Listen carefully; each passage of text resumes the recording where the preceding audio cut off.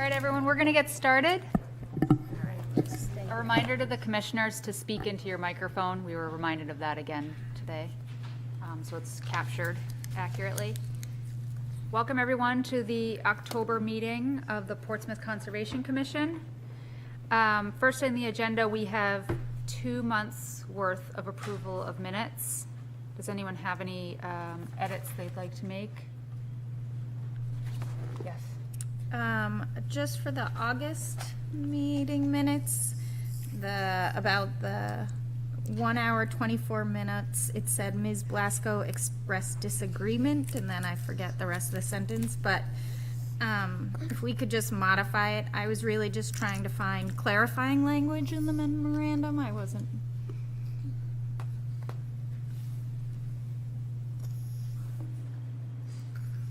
So, did not disagree, but clarify. Yeah, I was seeking clarification on the language in the memorandum.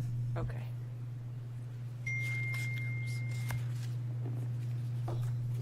Any other ones? Any other edits? Someone would like to make a motion? We can do them at the same time. I'll make a motion to approve the minutes for August and September with the changes noted, please. I'll second that. I have a comment. Oh, sorry, yes. No, that's good. I was just going to say, I don't know if we talked about this at the last meeting, but there was a change a little bit in the format of the minutes, and it's great that you took the time to put where it was in the video in the Yep, the DES. Yeah, the DS, and you might want to just put at the top that you did that. Okay, yeah, like like say, they're- refer to the, if you're looking for Sure. something. But that, yeah, so they know. But that was great. Thanks, Kate. Yeah. That's it. Are we ready for a vote? All in favor? Were we both voting? Stuart, so we can have one. Just one. So Oliver, do you want to vote? Okay, so all in favor? Opposed and abstain? Yeah, because I just Yeah. walked in. Yeah. I think you just have to raise your hand for something, so abstain. Okay, abstain. Abstain, great. All right, we've had a request by city staff to move the state wetland permit by notification application for the sewer replacement project up to the first thing we talk about on the agenda. Could I have a motion to take that out of order? I'll make a motion to move up State Wetland Bureau application sewer replacement project to the first order of business. Second? I'll second. Okay, all in favor? Okay.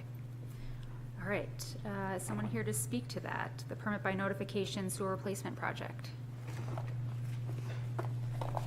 Hi, I'm Zach Cronin, Assistant City Engineer for the City of Portsmouth. I would like to note it's a sewer rehabilitation project. Sorry, not a replacement. But I'm here to present the permit by notification for Contract 1 Sewer Rehabilitation Project. I'm joined with by Elizabeth Oliver of Norman Doe & Associates and Jason Jankitis of Woodard & Curran. This project is to repair various defects in our sewer collection system. So we have inflow and infiltration coming into the collection system. So we are paying to treat perfectly good rainwater and groundwater, as well as this I&I is taking up additional capacity in the sewers, which is contributing to our combined sewer overflow events. So in making these repairs, we will be ultimately reducing the combined sewer overflows. It is a city consent decree project, and we will be using trenchless rehabilitation methods such as lining the sewer mains, grouting inside of sewer manholes, and grouting and lining of sewer manholes. So at this time, I will hand over the presentation to Elizabeth Oliver of Norman Doe & Associates. Thank you.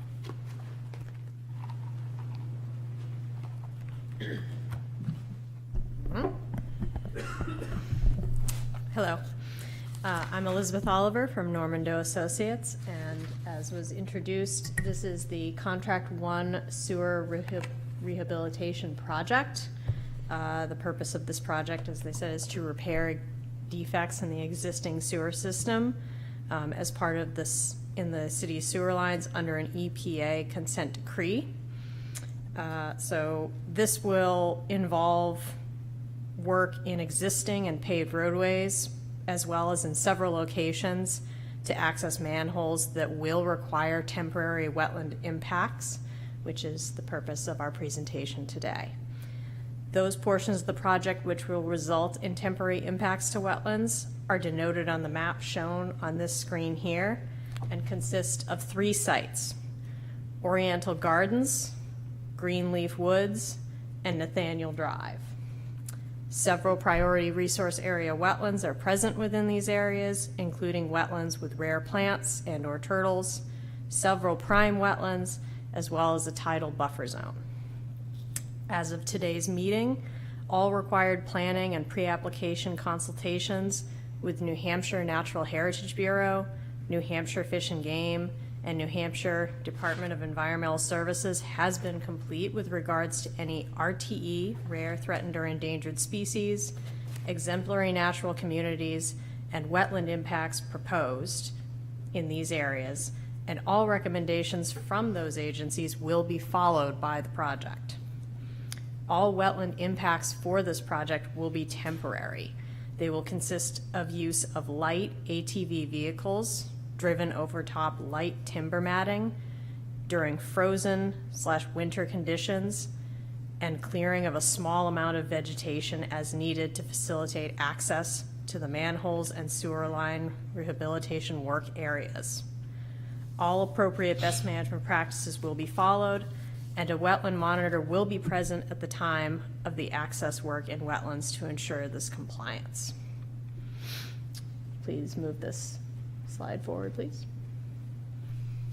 The project has already received its shoreland PBN approval for the portion of the project in the protected shoreland off Greenleaf Ave, and previously received a utility statutory permit by notification from NHDS. However, this permit expired in 2024. The project is now applying for a wetlands permit by notification with a request for a waiver from NHDS to allow for the temporary access within a 75 feet of a salt marsh near Greenleaf Ave to access manholes as part of the project. No earthwork is proposed in the tidal buffer, nor any of the wetlands in this project area.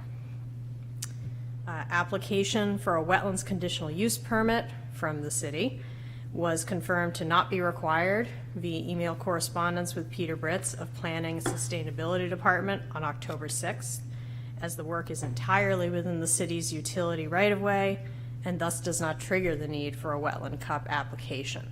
So the only permit of discussion for this meeting is the wetlands PBN application, which is a state-level application. The project is requesting that the City of Portsmouth Conservation Commission review this wetlands PBN application and provide a letter of recommendation for transmittal to NHDS as part of the wetlands PBN application that is planned to be submitted shortly on behalf of the project. Please move to the next slide. And sorry, the next. So this first screen shows the aerial imagery of the Oriental Gardens portion of the project where wetland impacts are proposed. Next slide, please. So this area contains one wetland, wetland W5, delineated by Normando. It is a broadleaf cattail wetland with populations of great burr reed, making it a priority resource area wetland.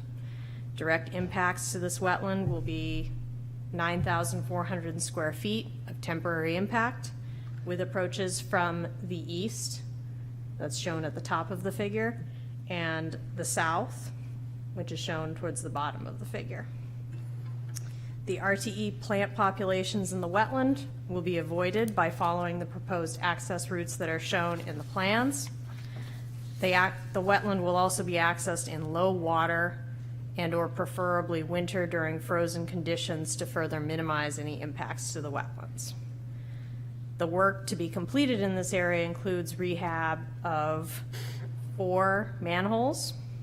And you can see the details about what work is going to be done in each manhole in the tables in sheet C101 in the plans. Next slide, please. This is showing the Greenleaf Woods portion of the project. Next slide. This area contains 2 wetlands, Wetland 7 and Wetland 6. Wetland 7 is a combined scrub, shrub, and emergent freshwater wetland that is located within the tidal buffer zone of Wetland W6, a salt marsh wetland with populations of maritime marsh elder and salt marsh alliganis. This wetland is also a prime wetland with a 100-foot buffer. Direct impacts will be limited to just Wetland 7, that's the scrub, shrub, freshwater wetland, and they'll consist of 1,225 square feet of temporary impacts for access. Impacts to the 100-foot tidal buffer zone, which overlaps with the prime wetland buffer, will also be temporary, and those will be 8,250 square feet. No direct impacts to the salt marsh are proposed, nor to any of the threatened rare plants that might be in that wetland. The work to be completed in these wetland areas, in close proximity to these wetland areas, consists of sewer line trenchless rehab along 2 stretches, as well as rehab of 1 manhole in Wetland 7. Refer to sheets C103 and C104 for specifics. Next slide, please. And this is the aerial for the final area, Nathaniel Drive. This area contains 3 wetlands. Next slide, please. Contains wetlands W1, W2, and W3. All of them are forested wetlands. They contain prime wetland areas with a 100-foot buffer and an exemplary red maple sensitive fern swamp community.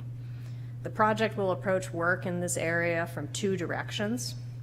The first, which is shown from here, is from Nathaniel Drive itself, resulting in 8,150 square feet of combined temporary impacts to wetlands W1 and W2, as well as 9,500 square feet of temporary impacts to the 100-foot prime wetland buffer. The work in this section includes trenchless sewer line rehab between 2 manholes, as well as rehabilitation of 3 manholes. The second direction of the project will approach from, next slide, will be from Lafayette Road, the other end of this corridor, resulting in 11,600 square feet of combined temporary impacts to wetlands, W3 and W2, as well as 23,800 square feet of temporary impacts to the 100-foot prime wetland buffer. Work in this section will strictly be trenchless sewer line rehab between 2 sections of manholes, as well as rehab of 1 manhole. Please see sheets C107 and C108 for specific details on the work that's being done in this section. And that is my presentation of the wetlands and the wetland impacts that will be part of this project. Are there any questions regarding that?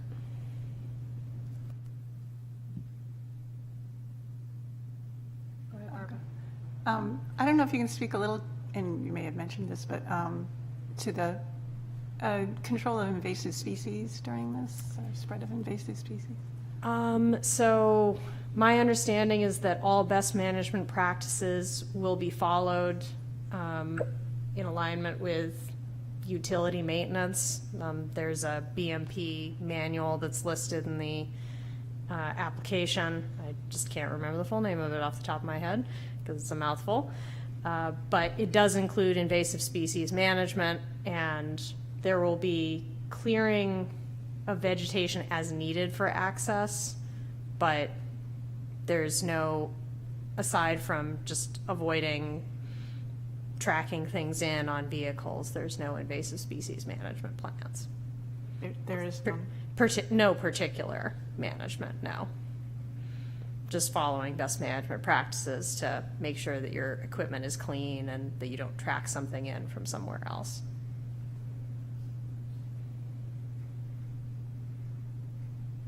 Thank you. Any other questions? I had a question, just a little bit more just background. How do you decide whether or not to replace versus rehab? And I'm also just curious about the age of these systems that you're rehabbing. Yeah, somebody else should speak to that. So these sewers were installed in roughly the 1960s. We did a 2016 CCTV inspection of the area. It is a much lower cost to do this trenchless rehab instead of getting out there excavating everything. So if you are able to TV inspect the sewers, they're in good alignment, the pipe joints aren't really offset, they're good candidates for lining. So much greater savings, far less impact on the environment. So it's kind of a win-win for those reasons. So if they're able to be rehabbed instead of replaced, that is the preferred method. So it's like a visual, like a scope. Is that Yes, how- yes, yes. just So, curious. yeah, we have CCTV trucks that the city owns. We've also partnered with Woodard and Curran to do these CCTV inspections, look at the pipe joints, figure out what infiltration or inflow is coming in through those pipe joints to see should we, if the pipe joints are close together, lining the entire area, or if the pipe joints are rather farther apart, you can grout inject in just the specific pipe joints, but really it's not excavating everything out, putting in new pipes and having to restore the earth above. It's a tremendous cost savings to do trenchless. Cool. And what's the material for the lining? Actually, if Jason, if you can speak to that.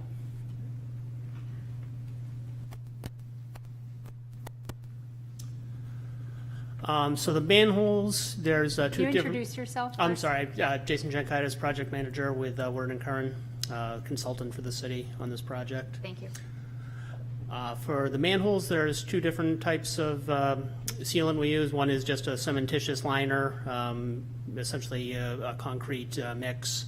Other manholes, if they've shown signs of hydrogen sulfide due to turbulence in the flow, that will eventually deteriorate a cementitious product, so that then we would recommend an epoxy liner. I think that's only one or two manholes. Most of them are cementitious.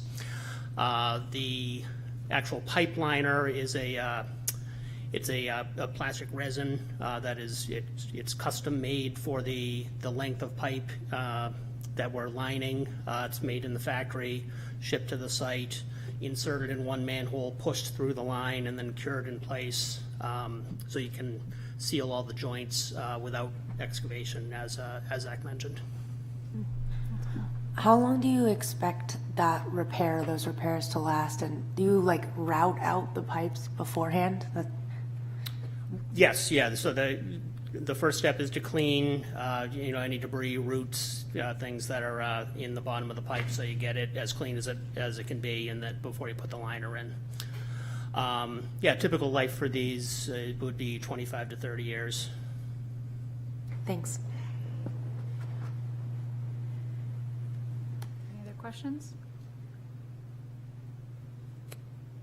Does that conclude the presentation? Yes. Okay, Okay. Thank you. thank you. Seeing no questions, this is just requiring a signature, right, Kate? Right, signature to expedite the PDN is the motion on the table. Okay, so would someone like to make a motion for that?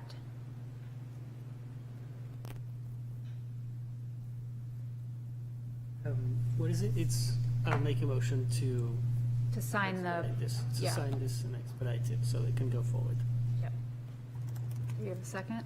I'll second. Okay, discussion?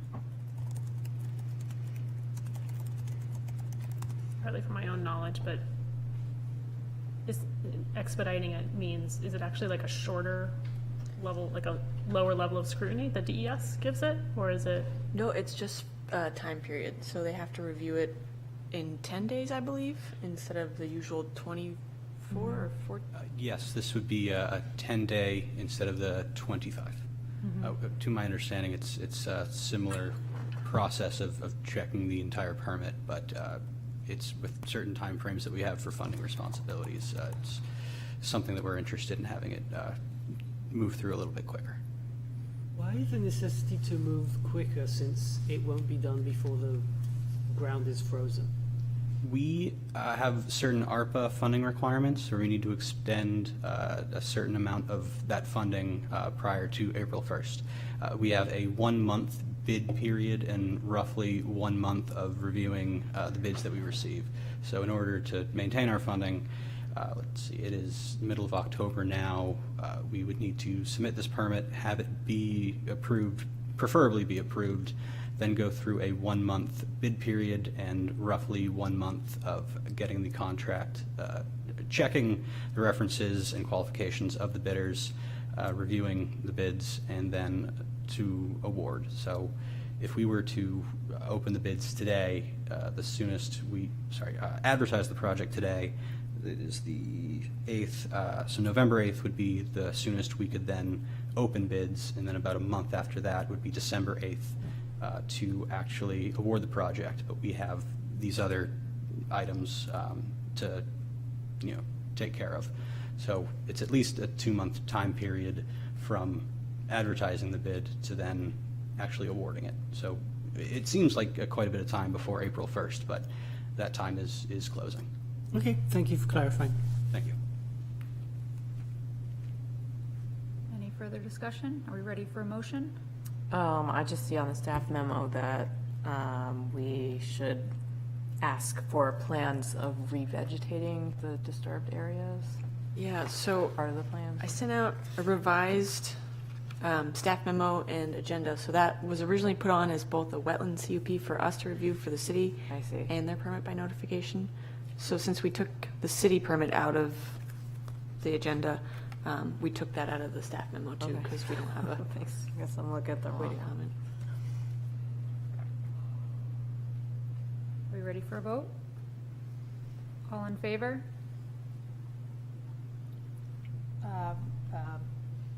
Opposed? Abstain? Are you, Oliver, your vote? So Stuart's here. Oh, we do have Stuart's here. 7. Thank you. Okay, we're good. Thank you very much. Thank you. Thank you very much. Do I need to sign something? Do you have it with you now, or do you want us to sign it digitally, just via email? Digitally, All right, great. Thank you. Thanks. Okay. Next on the agenda, we have old business, 60 Pleasant Point Drive. Say Mike's. And I believe we have Mike DeRosa. Yeah, we do have Mike DeRosa on Zoom, and I think he wanted to give a quick review of his third-party report before we get started, if that's all right. Hopefully he's on. I'm here. Is it okay if I share? Yeah, that'd be great. Thanks, Mike. All right. For the record, Mike DeRosa, DeRosa Environmental. And I will share my screen. We were retained by the city to review a project at 60, everyone can see this? Yes. 60 Pleasant Point Drive. It was myself, and I brought in Bill Peterline, who's a professional engineer, coastal engineer from Maine, who we've done a lot of work with on coastal projects, not only in New Hampshire, but also Massachusetts principally. I'm geographically located in Massachusetts, and we're working with the city on a project at North Mill Pond up in Portsmouth, where we're involved in living shorelines and salt marsh restoration and creation. So Peter reached out and said, could you review this for us? Because it was a little bit of a kerfuffle on the process and on the permitting process. So Peter and I came in, we reviewed it, we went on a site walk, we had a detailed site walk out at the site. I think everyone's familiar with where we are talking about. It was a situation where this board, this commission, issued a permit to do sort of a green solution to some coastal erosion that was happening on this shoreline.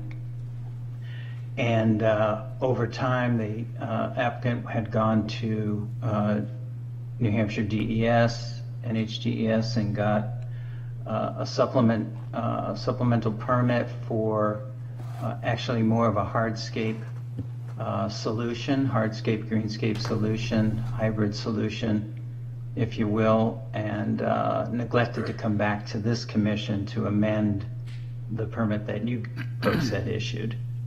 So it was a little bit of a kerfuffle on the process. But after looking at it, Bill and I feel that the project, although procedurally was off, was certainly built correctly, designed correctly, is an excellent example for a gray solution with vegetated buffer. Actually, let me show. I have some pictures that probably would better illustrate this. I can go through our principal findings, I guess, first. Let's do that. In brief, we find the applicant was deficient in refiling an amendment, which is what I had said earlier, for the hybrid living shoreline concept. But that said, the project was well designed, well built, well constructed. There's still some more green elements that could come into it, and I'll talk about that in a second. Some portions of the wall were built in a little, about 15 to 20 feet beyond where the NHDES approval allowed it to be, but we don't see any adverse impact to the wetland resource areas or any evidence of any scouring from that extension. I'll show you plans to that effect as well. One thing we did note was that on your permit, the pre-existing wooden stairs were supposed to be replaced in kind. They were replaced out of granite, which as a practical matter makes more sense because it'll be in concert with the existing boulder support there. So it makes sense to have it be out of granite. The vegetation that was planted in the buffer zone is doing exceptionally well. They installed a temporary irrigation system, which is really helping with the establishment of those plants. I'll show you pictures of that. Their hybrid amended plan proposes some pocket planting of other native adapted plants to that shoreline habitat, and we strongly recommend and agree with that strategy. We don't think that removal of the existing wall would make any sense. It's going to do a lot more damage than what has been done. And the subsequent approval was approved by a certified wetland scientist as well as a professional engineer. But let me show you some photos of the site, which I think would help. And then I can just, oh yeah, here's the as-built. So here's the as-built, and the yellow circle, if you can see it, is where it extends beyond the approved area. Let's see if I can use my disappearing pencil here. So this area is, is dominated, and you'll see the photos, by a creeping juniper, which is doing really well there. So this ties in nicely to that, and then ties in nicely to the plantings on the other side.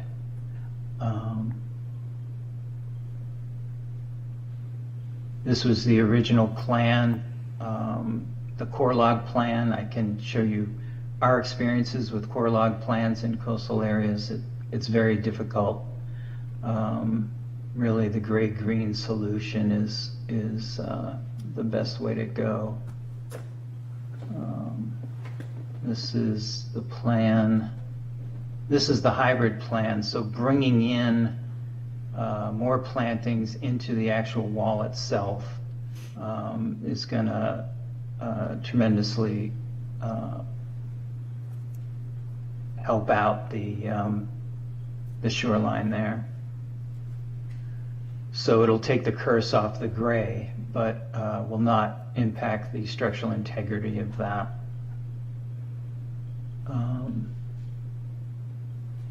These are pictures that I wanted to show. So these are the existing condition. You can see the gray shoreline. These are the plantings up above that are really doing well and will spread.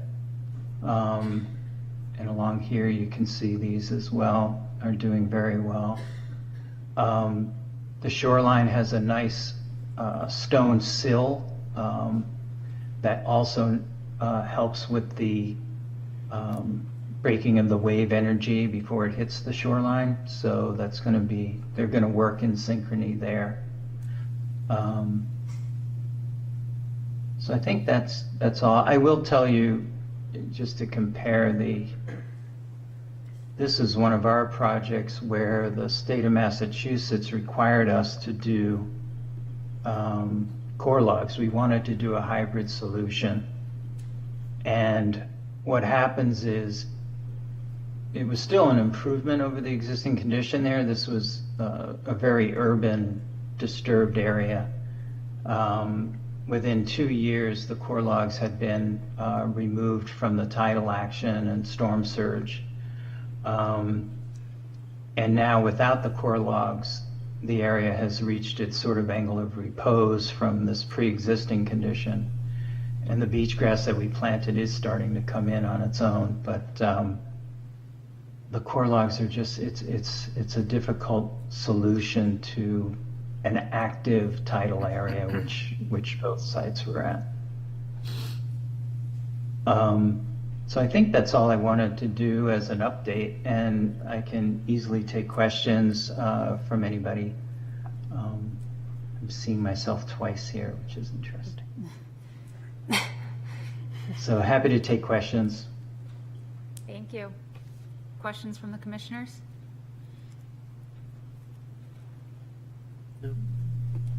I have a question. Just it is really interesting to hear kind of your experiences on other similar projects, like the one in Massachusetts that you just showed us. I guess my understanding of core logs is that they are meant to sort of be a temporary thing to hold things in place while the vegetation gets established, which it looked like it did happen in that example. I guess I'm curious how you expected the trajectory to go. So in these living shorelines, and the one in particular at 60 Pleasant Point, the add a view, but the action on the core logs, in our experience, this was in Saugus, which is a very industrialized kind of location, and it was on a river with lateral movement, which is similar to where we are with 60 Pleasant Point. So that lateral movement is what causes the core logs to get undermined and then washed away in severe storms. When you have a solid mass, which the grade treatment, the boulders, the dry laid boulders that were used at 60 Pleasant Point, they're set in the ground, they're large, they're not going to move. The PE, Bill Peterline, who did the review of it, was very impressed with the work that was done. And we think this will be stable for the next 30, 50 years, which is what we really want. We want some stability and the ability to let the coastal shoreline naturalize. The plantings are going to cover this in time, and really you'll have the structural effect, but you'll also have the habitat benefits of the vegetation. So we think this is, a good example of what should be happening on some of these active shorelines. I have a question. Could you talk a little bit about like the end effect? So what you expect will kind of happen at the end of the riprap that's put in on the abutting neighbors' properties? Yeah, so Bill actually looked at that in particular, and we didn't see any evidence of any shoreline erosion or scour on the edges, on the ends of the wall. Bill does not expect there to be any, based on the movement of the water and his assessment of it. He talks about it, I think, in his report, and he could be more articulate about it than I can be. But his take-home message was he didn't expect any adverse effect from that on the edges of the wall. And in the report, it talked about the riprap shoreline ending, I think 10 feet from the property line, and something about it not being compliant without abutter consent. Does that have to do with the end effect? Is that kind of why that rule or regulation is in place? I would not have an answer to that. Okay. I don't know what the origin of that 10-foot. I guess it's a setback. It would be a setback. Okay. 8. Okay. Yeah. Okay. We'll look into that. Thank you. Yeah. Of course. Thank you.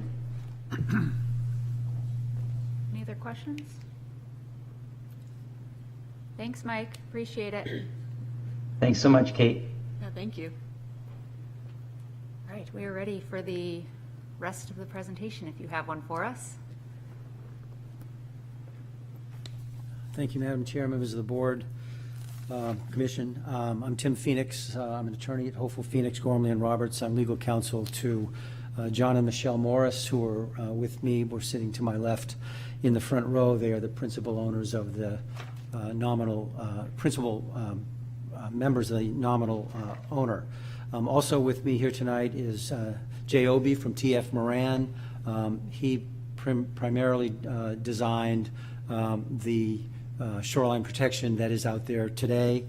Also with us is Eric Weinrib from Altus Engineering, who's been involved in the technical matters. I've got Ben Auger and Drew Wilson from Auger Building Company, who are in charge of the overall construction project, which includes replacement of the home that's the old home that's on the site. Kirsten Fordham is here from Riverside and Pickering. Their business is, among others, building seawalls and shoreline protection. We also have Tom Ballestero from UNH, who we had enlisted to take a look at what was designed and built, and you have his letter of support as well. You just heard from Mr. DeRosa, who, along with Mr. Peterlin, reviewed both physically, as he said, and wrote detailed reports. Going back just a little bit, by the way, you're not going to hear from all these people. They're just here in case you have questions that they can answer. You will hear from Jay in a moment. But we are here requesting a wetland conditional use permit from the planning board, what we're calling an amendment to the one that was granted back in 2024, which was entirely green.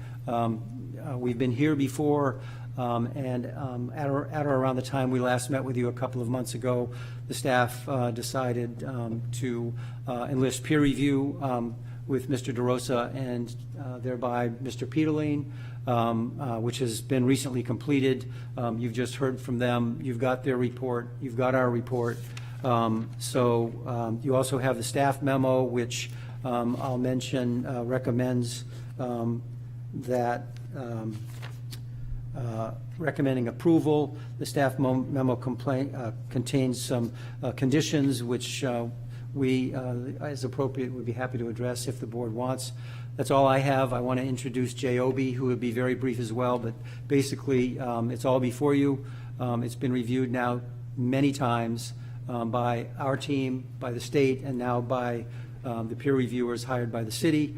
So we are hopeful and here today asking for your affirmative vote to approve this to the planning board, where we will be in, around mid-November. Thank you. Jay? Thanks, Tim. Madam Chair, members of the board, Jay Obie, certified wetland scientist, lead environmental scientist at TF Moran. I don't want to take up too much of your time, but especially for maybe a few of the board members that maybe were not present during the last meeting, just wanted to highlight that there is a concerted effort underway to make this hybrid living shoreline greener, and that's going to come by way of removing some rocks to create planting pockets. Within those planting pockets, we'll plant creeping junipers that seem to do particularly well in this area, and we'll also plan to follow through with what we're calling vegetated riprap. Some people refer to it as dirty riprap. We don't particularly like that term. It seems to have a negative connotation. So we call it vegetated riprap. I know that's something that Tom Ballestero has also been experimenting with in other sites. Just to help you better visualize what that may look like, we just have a couple slides here for you, very brief, just to better visualize how we anticipate this hybrid living shoreline to look in the future. So there are a number of places around the U.S. that are experimenting with this, actually putting planting materials within the crevices of the pore spaces of the hard armor. And next slide. And here's just a couple examples of what that looks like. You can go to the next slide. And the next slide. I think this slide here in particular demonstrates nicely what, the potential of bringing in sandy materials and vegetating within those spaces. Next slide, please. And this is more of an artist rendering of what this will look like shortly after planting. When we infill with sand by washing it in, we plan to plant red raspberry, bristly gooseberry, and beach pea as well. In total, in terms of the rocks that will be removed, we'll remove roughly 50 or so stones this size, which will create approximately 50 planting pockets as well. And that's all I have. We're happy to take any more questions that you may have as well. Thank you. Thank you. Questions?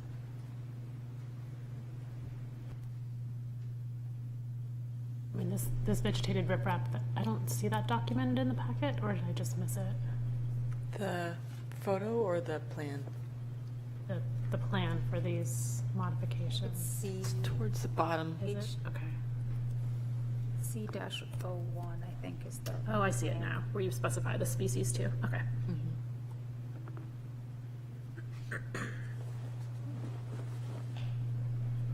Do you have an estimate of how many plants you might add? We don't have an estimate on total plants in terms of plants associated with the infilling of the void spaces. No. I know there's thousands of plants now already above that, but we could take a closer look at that and provide that to the planning board, certainly. Just curious. But 50 planting pockets with juniper, with additional juniper bushes. Okay, so you've quantified that part. Just for the record. In addition, those 50 planting pockets, those are in addition to what's there now? That's correct. Yep. There'll be, I would, just some quick math in my head, I would anticipate there to be, hundreds of plugs or plantings of additional plants within the crevices and nooks and crannies of the riprap.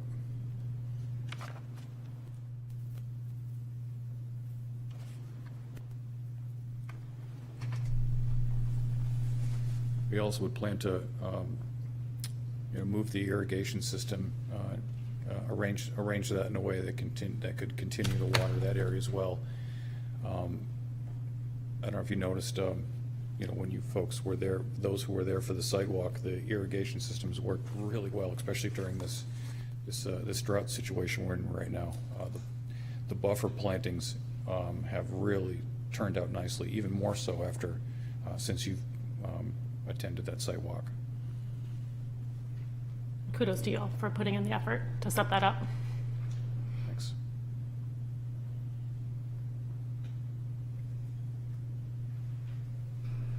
Any more questions? Just pertaining to the fourth condition on the staff memo, I think we might have brought this up in July or August.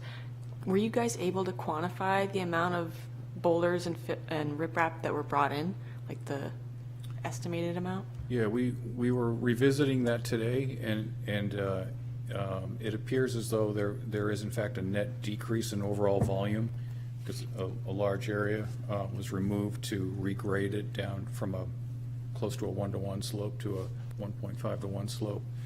We're just fine tuning some of those measurements, and we can have that ready for the planning board meeting. Okay, and then also just the planned amount of removal for the planting pockets would be good too. So whatever sizes. Yeah, we were looking at that earlier, and we feel like there won't be any net gain in terms of any change in volume, because with the rock that will be removed to create the planting pocket, we'll infill that with material. So we Good think point. Right. So we think Yeah. we think that we might be like for like. Yeah. We just realized that today. Okay. Okay. Yeah, I think that makes sense. All right. Thanks. Go ahead, Brian. I'd like to make a motion that we recommend this permit for approval. Are you guys done with presenting? Yes. Yes, okay. Do we have a second? I'll second. Okay. Discussion? It seems like they've put significant thought already into how to adjust the current plans, and I think the only thing I'd be interested in seeing is a plan for monitoring to make sure that survival is happening, but it seems like it's working. What they've been doing already is working, so that's kind of my thought. Is it a standard, the 80% survival thing, or is that something we need to put in? We could put that in. That might have been part of the original application, but in the staff memo too, we were looking at what DES has put in for their standard requirements when there's planting involved. And so there's some required reporting. Oh, sorry, I'm actually thinking of the Belle Isle application. Right over my head. But yes, to answer your question, I think that's a great idea, because we have that standard 80% survival after 2 years.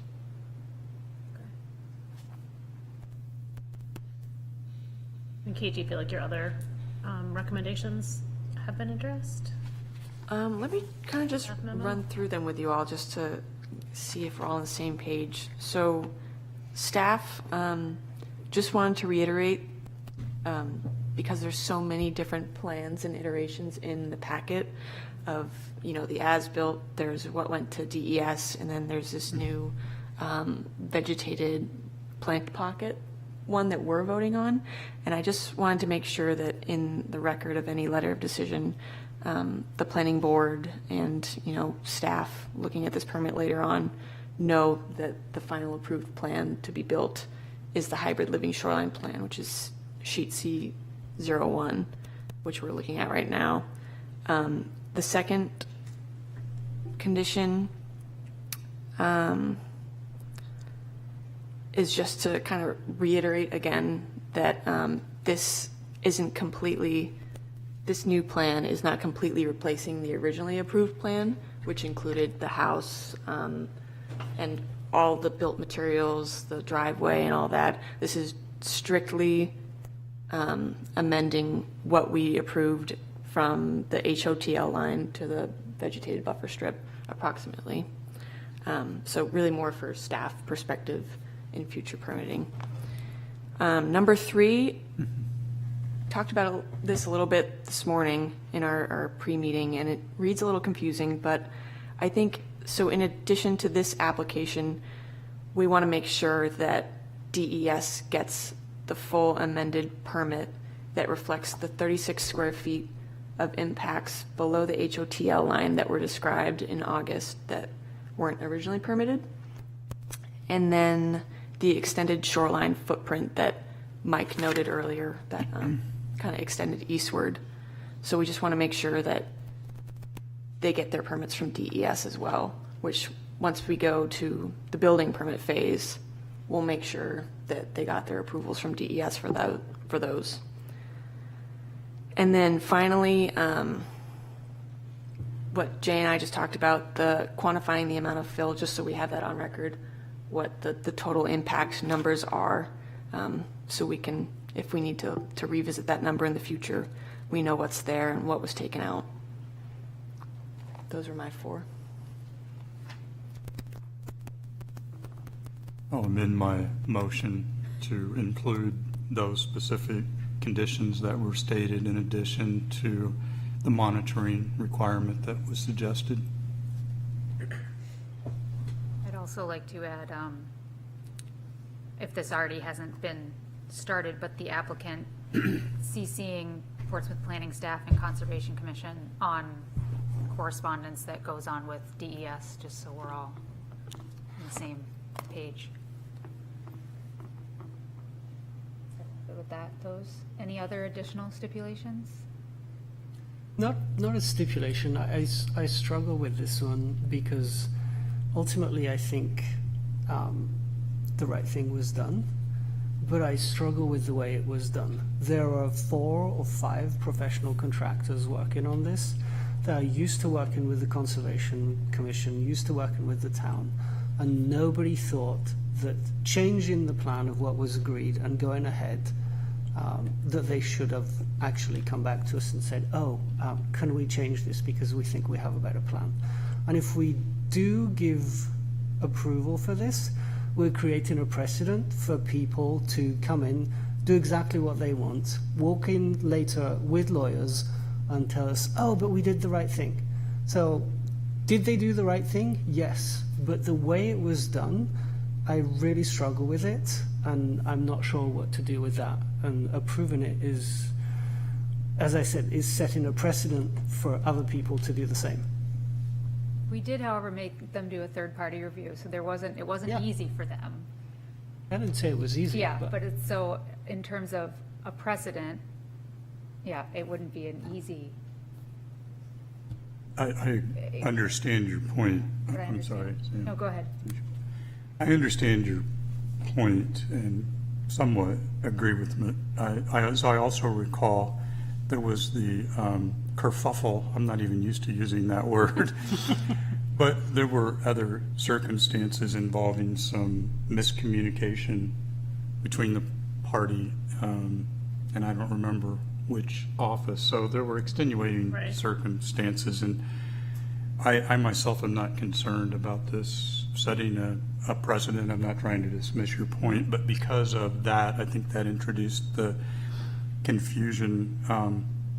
I'd actually just like to add that I appreciate the resident and the client going through all the effort to secure the resources necessary to do the right thing, and also to work with us to bring in a separate party, because this is such a new approach that we didn't fully understand it. We certainly didn't want to just delay it, but we wanted to understand it. I think it's interesting to see it. I think it might actually represent what future projects may do, and we'll be more familiar with it.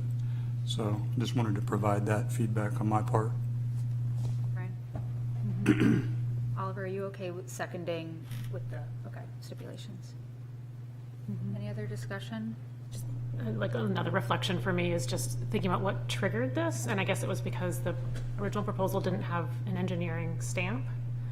And what makes me wonder is, I think there probably are a lot of applications that don't have an engineering stamp, but I think it was because this one had some shoreline stabilization elements. Like, I think if they had just sort of left the shoreline alone, there might not have been a need for an engineer to stamp. I don't know, I guess if we had asked for an engineering stamp at the beginning, then maybe this could have happened earlier in the city's permitting process? I'll just respond to that too. Yeah. I think that is a good point to make, and I think Mike made it as well, is that our regulations require the wetland scientist stamp on wetland delineations, but we don't require engineering stamps because we're not always seeing engineered stuff. So maybe that's something to consider, you know, how we relate our plans to DES plans in the future who do require the engineered stamps.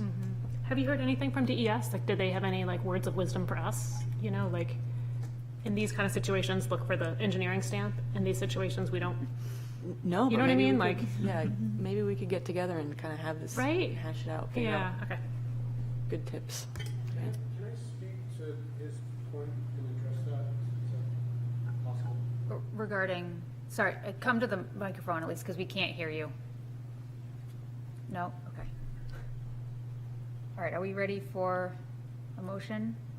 Got a motion. I mean, sorry, have are a we ready motion. for a vote? I'm sorry. Yes. I don't Okay. think anybody seconded your motion today. Who seconded? Oliver did, yeah. yeah. Okay, all in favor? Everybody. Thank you. I'm not supposed to be voting, right? Right. And we had 2 recusals, Alice and Barbara. Well, Talia could Oh, vote. 'cause Talia there could are- vote. Okay, I can vote. Okay, all in favor? Vote.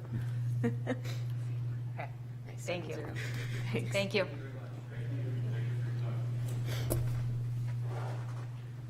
All right. I'm kerfuffled. Yeah.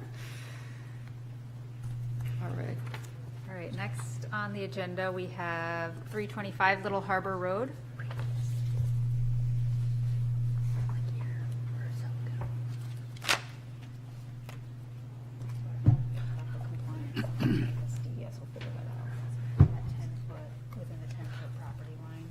Oh, so must be. Yeah, I guess staff can reach out to DES to make sure that that's a good point. Do we not have anyone here? I think Jay's, yeah? Are you here for Belle Isle? Oh, great, come on up. Hopefully. Madam Chair, members of the board, great to see you again. We are here on behalf of our client, ADL Family Trust Company, LLC, to essentially apply for a new conditional use permit for the purpose of the restoration activities and the bridge replacement project out at at Lady Isle. If you recall, if you can put your thinking caps on and think back to years ago, we came before you seeking to take the existing bridge, which is constructed on 2 causeways, and then construct a new bridge adjacent to it on wooden piles, which would enable us to remove the material from the tidal area, eliminating that tidal restriction, and on top of that, incorporating some salt marsh restoration and some upland buffer restoration measures as well. With your recommendations, we worked with Dr. Dave Burdick from UNH to help design that salt marsh restoration and the upland buffer restoration. And through our coordination with DES, through the DES wetlands permitting process, that permit was also eventually approved, but there was a hiccup with the Army Corps of Engineers. With our initial consultation with the Army Corps, they had no problems with the project as proposed and felt that it certainly qualified to use the general permitting process with DES, but there was a shift in decisions, and they felt on a technical level, because we were impacting more than 1,000 square feet of salt marsh area, that it no longer qualified for the New Hampshire general permit. We also now required an individual permit through the Army Corps of Engineers. So that was a long, lengthy process. That also included getting a 401 water quality certification from DES, as well as going through the process with the Coastal Zone Management Act, all of which were approved. and the Army Corps individual permit was ultimately approved. But the Army Corps pushed us to further reduce the impact areas to the aquatic resources. And they've recommended that we do so in the form of a retaining wall. And so we proposed that, and they approved the Army Corps of Engineers individual permit. So we're before you this evening as more of a formality to amend the conditional use permit to propose even a decrease in impact area to tidal areas. So one point of clarification, it appears as though on your original approval, the original CUP, it was listed as 36,358 square feet of impacts to the city's 100-foot tidal buffer. We feel like that may be an error. It may have been erroneously pulled from some of the impact numbers from the wetland permit application through the state of New Hampshire.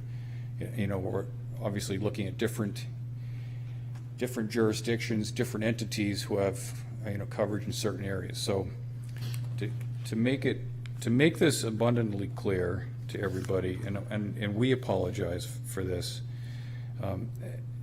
in terms of the impact areas at the local level for you folks, this new project proposes a decrease in the tidal buffer zone of 898 square feet, and to your prime wetland itself, a decrease of 1,623 square feet to the prime wetland, which is a total of 2,521 square feet. That's a net decrease in impact area to aquatic resources. At the state level, it will be taking into consideration the impacts that occur within tidal waters and beyond your limit of jurisdiction of the HOTL, it's a total of 4,988 square feet. That is best depicted on, or more readily depicted, I think, on the Army Corps of Engineers impact plan.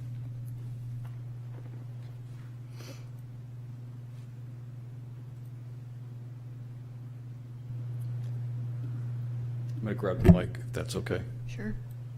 Can you guys hear me? Good. I forgot my glasses, so I can't see that from afar. So,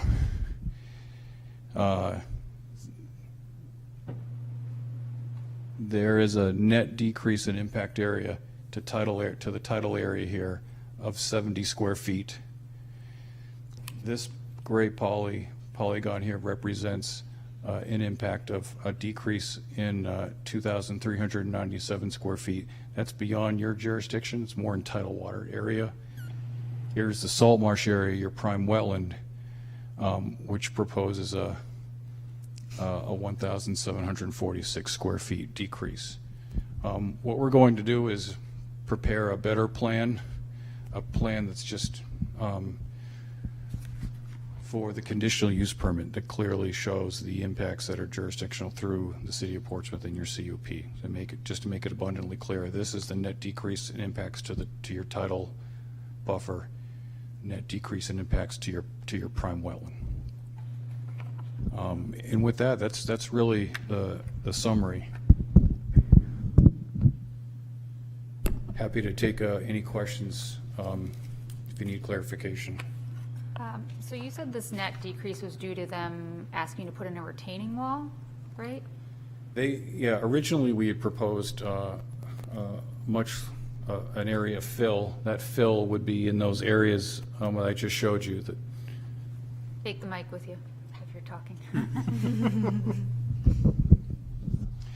So yeah, the Corps suggested, rather than having fill in this area, which was involved with the side slopes of this bridge approach, the Corps said you can reduce that impact to the aquatic resource by putting a retaining wall in here and just having riprap at this area right here. So we've essentially moved the project in this way. And that's where we get a lot of that decrease in impact area. On the state wetland impact plan, you can see where the reduction, if you go to that plan, Kate, if you wouldn't mind. Yeah, so the yellow represents the impact within your tidal buffer zone. Within this yellow area, there's a slight decrease in your tidal buffer. So, And the retention wall that you're building is a permanent wall? it is, yes. It's a ready rock wall. Our engineer internally has, through the wetland permit amendment process, has done the analyses also to look at, you know, there's hard armor now, there's riprap down there, just conducted the analyses to ensure that it will not have an adverse impact on the abutting properties as well.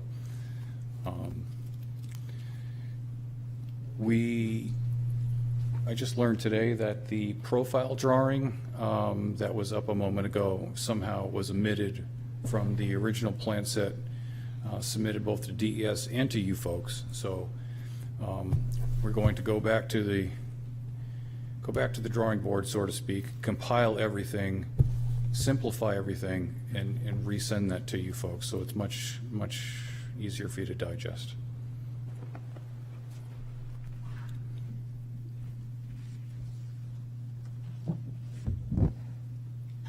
She's fixing the screen.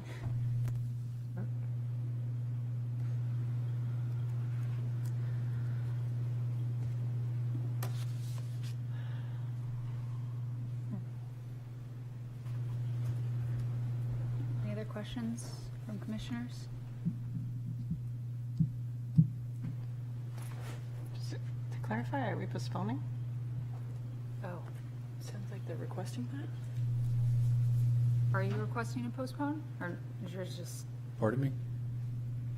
With submitting new plans and everything, are you saying requesting a postponement? No, we're not requesting a postponement. I just feel that we can submit a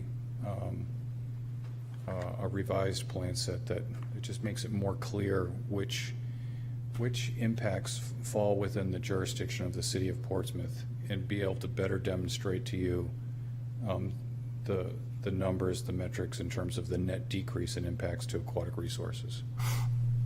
So the numbers wouldn't be changing, it's just a, Yeah, a single, A better way to we show have it. plans in here, we have plans, what we need to do is develop a plan for you that's just specific to the city of Portsmouth. So that you can see, A, your tidal buffer zone, and B, the prime wetlands. It's all in there today. Everything is in there. It's been submitted to you. But in my opinion, it's a bit disjointed. It'd be much clearer if there was a single plan devoted to the city of Port, to you folks.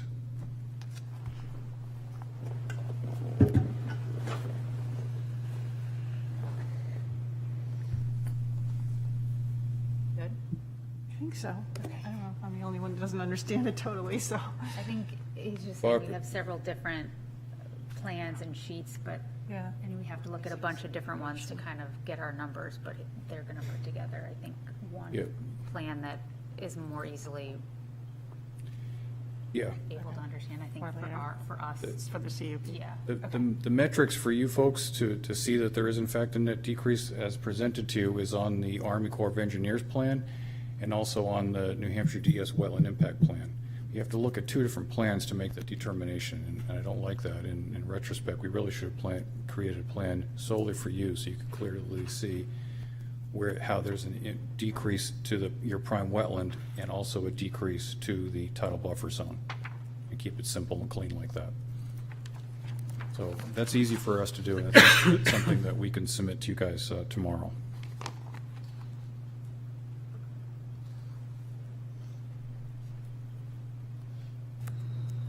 want to talk about the number 4 in the staff memo? The recommendation? Yeah, this, that pertains to kind of what Talia was talking about earlier. It looks like the letter of decision from DES, hopefully I can find it in here, had some standard requirements that they always put on, and one of those involves when there's planting, sorry, I thought I was looking at the right. No, I can't pull it up. But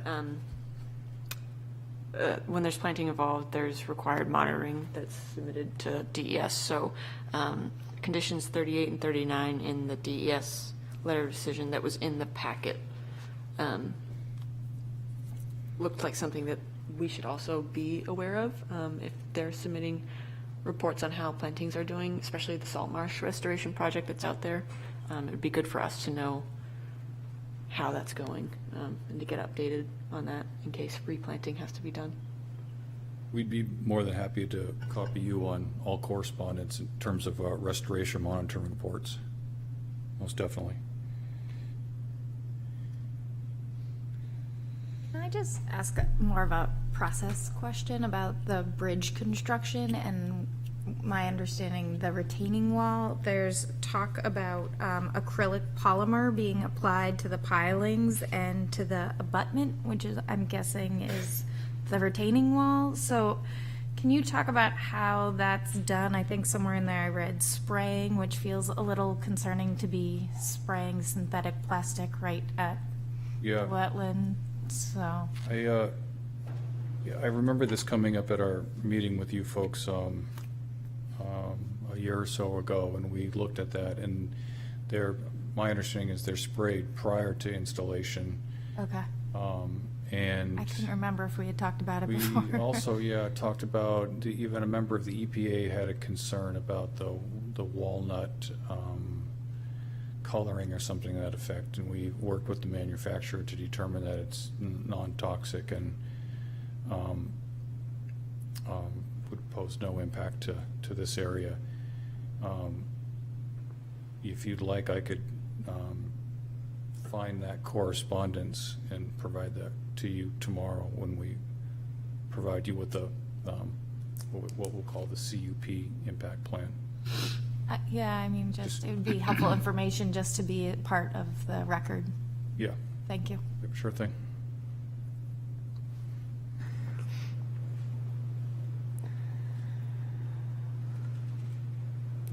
Just looking through the staff's recommendations, it looks like the very first one is around signage. I don't know if that's something that you have thought about at all. I'm guessing back at the original permit application, we did talk about putting up wetland boundary markers. Looks like there's also an option for educational signage listed here. We, I don't remember the specifics of that conversation. We could certainly speak with our client and see if they're amenable to that. I like the idea of being able to demonstrate, especially the salt marsh restoration area. Like I said, the last meeting, we're certainly very much committed to making that happen and seeing it work. So we'll speak with our client and see what we can do. I guess, it is an island property, right? So it would only be visible from from the water. I was wondering that too. I mean, just our little placards do serve the purpose of just reminding owners and all the people who work on the property kind of where that sensitive area is, so that's probably worthwhile. Yeah, completely agree with certainly with the buffer placards.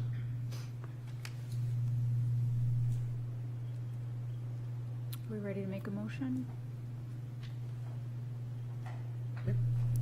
I'll make a motion to approve this as with stipulations that might come up. Do a second, and then we can talk about our stipulations. Oh, I'll second that. I think all the ones that Kate laid out in the staff memo, I think are applicable. And then that number 3 in the staff memo, I think also pertains to the what Jay talked about with the combined plan that specifically calls out our CUP impacts. And then getting the correspondence about the acrylic polymer spraying Yeah. and something about the timber boards. Walnut? What was that? Or is Stain. probably the finish. The finish on There them? was a walnut finish or coloring Okay. on the piles that a member of the EPA had questions about. And I have copies of that correspondence and Okay, our so findings. providing that, Yeah. that correspondence, I think would be another stipulation, just so it's for the record. Is there anything else anyone thinks we should add for conditions, stipulations?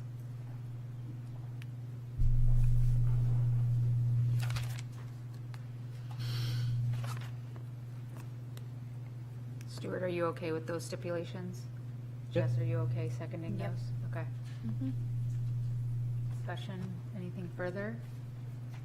I just had one suggestion for this CUP plan, because it is a new plan to the application, just maybe putting some kind of disclaimer on the plan itself that it's all information that's coming from stuff that's already in the application. It's not like a new plan, nothing's changed or anything, you know? Sure, makes sense. Yep. Yeah, I think that's helpful. Yeah, and if that plan obviously will go to the planning board, but if we could also get it sent to Kate, like city staff, just so they can have a look at it too, would be helpful. Okay. We ready for a vote? All in favor? Great, thank you. Great. Thank you for your time, everybody. Have a good night. Next on the agenda, we have 224 Broad Street, Unit 3.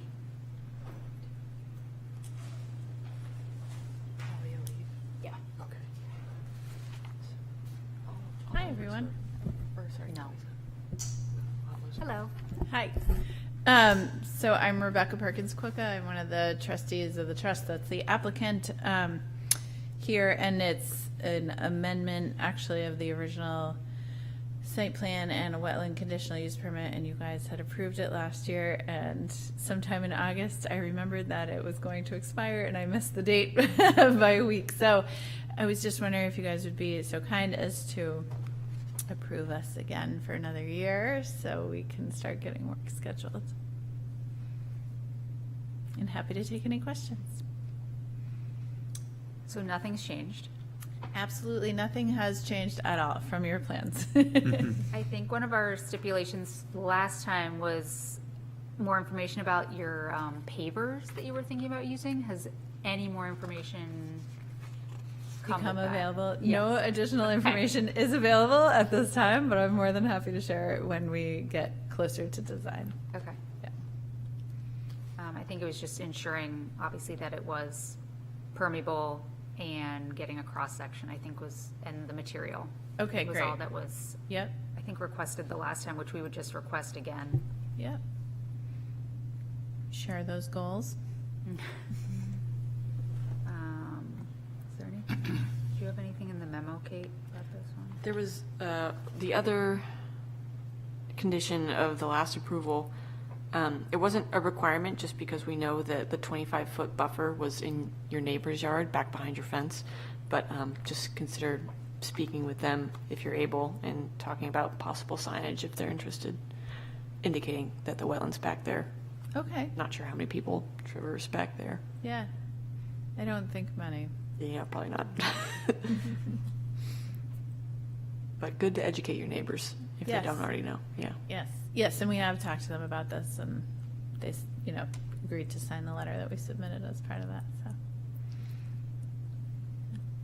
Would like to make a motion, unless anyone has any other questions? I just had a question that isn't going to be, it's not dependent on, approving it, but I think last time you weren't exactly sure what kind of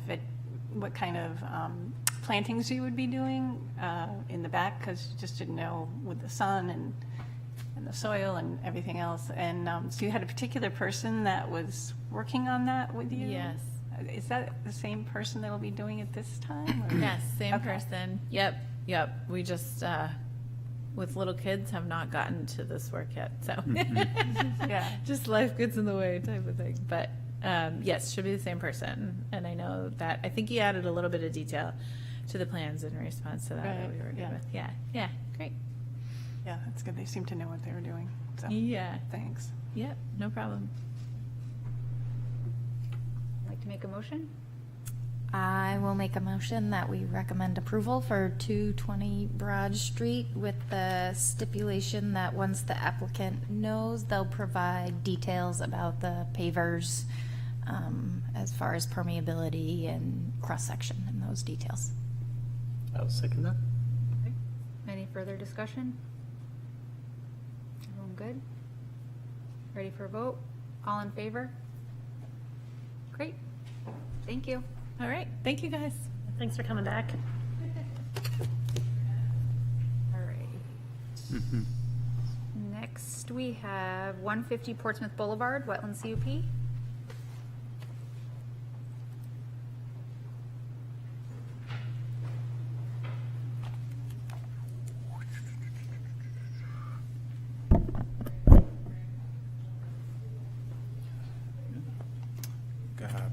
Thank you, Madam Chairman, members of the commission.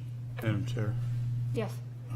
Just a point, because this is likely to come to a vote this evening, I'm just letting you know that I intend to recuse myself from the vote because I have a casual outside relationship with an associated party. Thank you. Proceed. Thank you. Thank you. Thank you, Madam Chairman, members of the commission. Thank you for your time today. My name's Patrick Crimmins. I'm with Ty and Bond. We are the civil engineers and landscape architects on the project. Also here with me is the full gamut of the team. We have Peter from Procon, Joe and Kimmery and Jeremy representing ownership, and then Ben and Neil are also on the Ty and Bond team. So we got a whole team here to answer questions if you have any. We're here this evening for a conditional use permit related to a proposed multifamily development at 150 Portsmouth Boulevard. We have been before you folks before. We were here back in August for a work session. We have since developed the plans further and provided, supplemental information, which is listed on our cover letter there. We feel like it was a comprehensive package that was submitted to you folks for the CUP application. Kate, if you want to just go to the first slide. Oh, yeah. Thanks. So just quick aerial shot for you folks just to kind of orient everybody where this site is. It sits at the end of Portsmouth Boulevard where it meets Dunlin Way, right on the opposite side of Osprey Landing over where the Portsmouth Office Park sits. It's adjacent to the Hilton Homeward Suites. Next slide, please. So I put this in. This is a plan view of the existing condition. The site itself right now, it is vacant. You'll see on the next slide that the site was previously home to housing for the Air Force that was demolished back in the 1990s. Currently, as it sits, the site is highly disturbed along the roadway frontage. And, certainly vegetation has grown in over the years after the house has been raised, but also the site's been used for, construction laydown. I think you can even see some of the labels on there with debris piles, and in particular to the left there where our wetland buffer sits. There's actually, that's where a gravel drive resides underneath that pile. Now, to the rear of the site, that is undisturbed. That is a steep slope that goes up about 30 feet.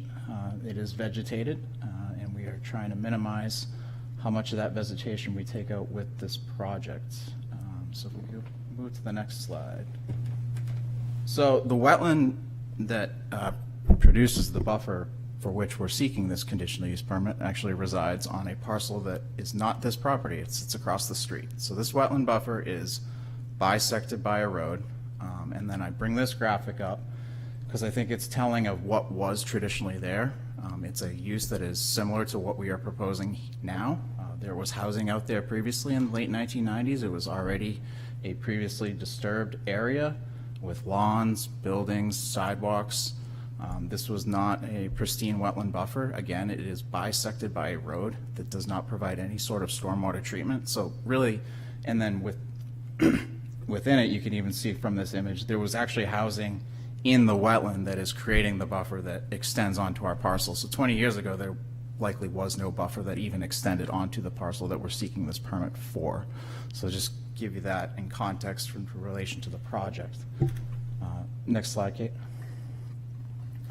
So we're proposing here as a multifamily development, 3 buildings. It's a total of 273 units. The buildings are situated up along the frontage of the road, which is kind of how the zoning is written, throughout Portsmouth. Buildings up along the frontage, parking in the back. So we have designed it in that manner. You can see, is there a pointer here?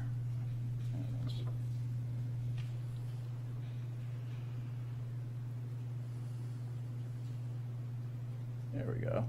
So here, there's the 3 buildings situated along the roadway frontage, parking in the rear. We are proposing a total of, I believe it's 270 parkings, 299 parking spaces. And that number's important because actually what is required by the city of Portsmouth typically is about 337 spaces. We're located within a quarter mile of a bus stop, so we are allowed to reduce that parking requirement by 25%. So we already are reducing the parking from what would typically be allowed by utilizing that credit that is allowed in the zoning. So we are already reducing the parking. In fact, what we're showing here really is bare minimum what we feel comfortable with from a rate for market. You're looking at on-site, it's about 1.1 spaces per unit. Typical market here is about 1.5 if you were permitting this normally. So we are significantly bringing the parking down, and in addition to that, we are constructing underground parking under Building C. We're constructing 50 spaces, which again helps reduce the footprint of what we're trying to do where we're constructing into that hill. The proposed project does propose to improve the right-of-way along Portsmouth Boulevard as shown here. So we will be reconstructing that roadway. And I'll get a little more into the roadway improvements further down into my presentation. But you can see here the buffer line that crosses this location. We are within our parcel.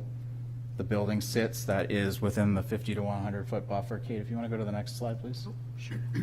So this is that impervious surface exhibit that we typically would include with these wetland conditional use permits, just to show what we are. So we are adding what is about, I think it's 4,975 net square feet of impact on the site. Again, this is, a highly disturbed buffer already. There is, like I mentioned, that this is that location where that debris pile is, but if you look at historical aerial photographs, there's a gravel drive that sits right here typically.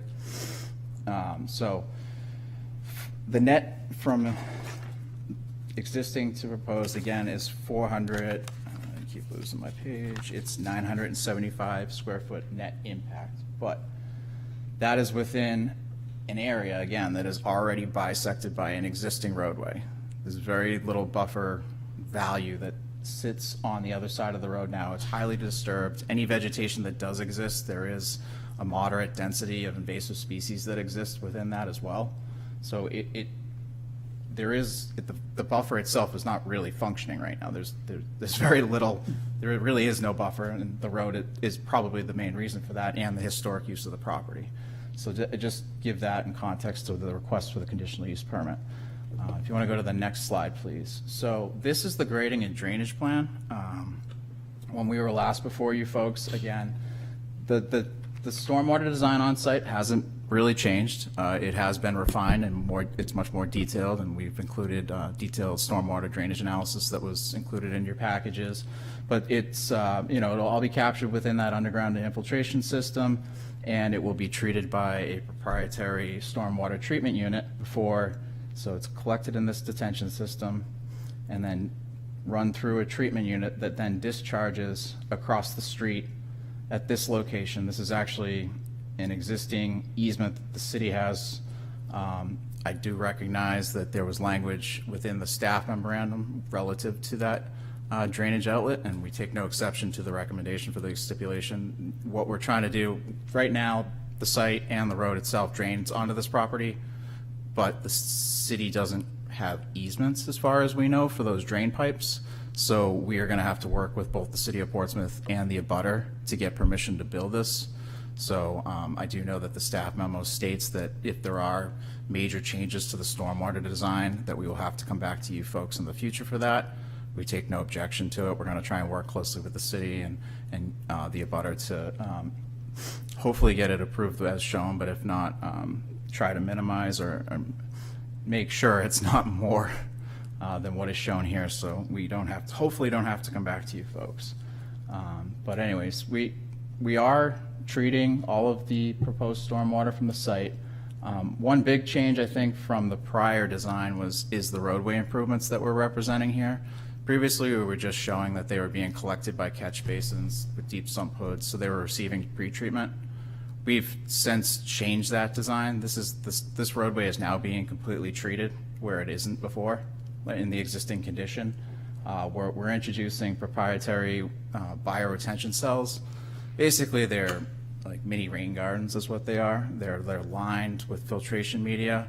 The roadway runoff is collected, it runs into these basins, they filter through, and then they are discharged down to this pipe. So this road is now, as a result of this design, this section of road is going to be 100% treated where it currently isn't, which we feel is a better value than brings it, I'm trying to think of the word. You folks that had asked for, I don't know, trade-off's not the right word, but like, what enhancements are you bringing to us? Because we are so limited, right? We don't have control across the street. We can't grade onto the site. We're only even showing the discharge point where we are because the city has an easement there currently.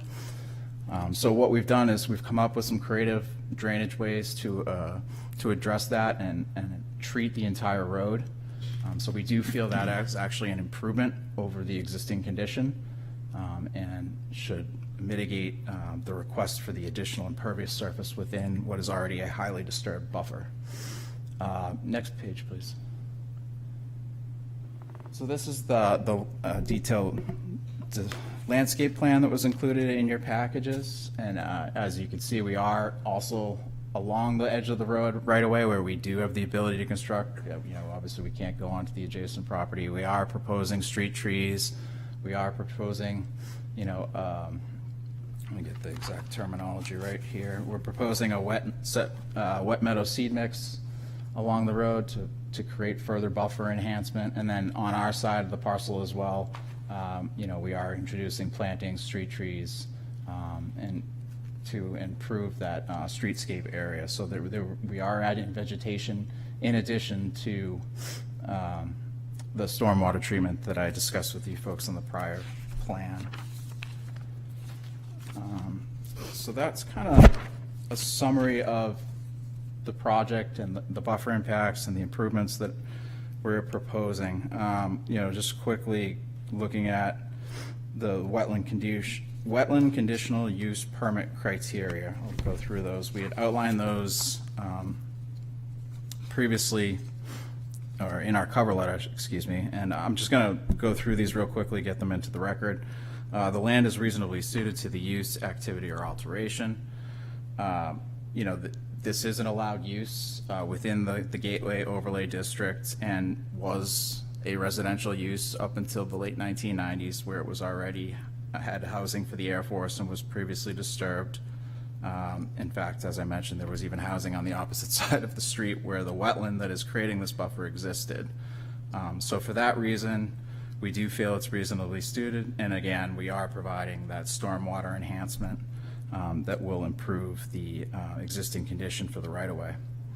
There is no alternative location outside of the wetland buffer that is feasible or reasonable for the proposed use or activity.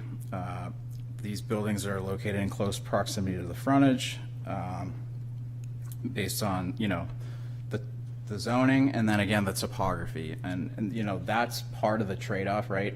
We're trying to actually put this up closer to the road so that we can minimize the disturbance on the back of the site, the south side of the site here, up along the slope.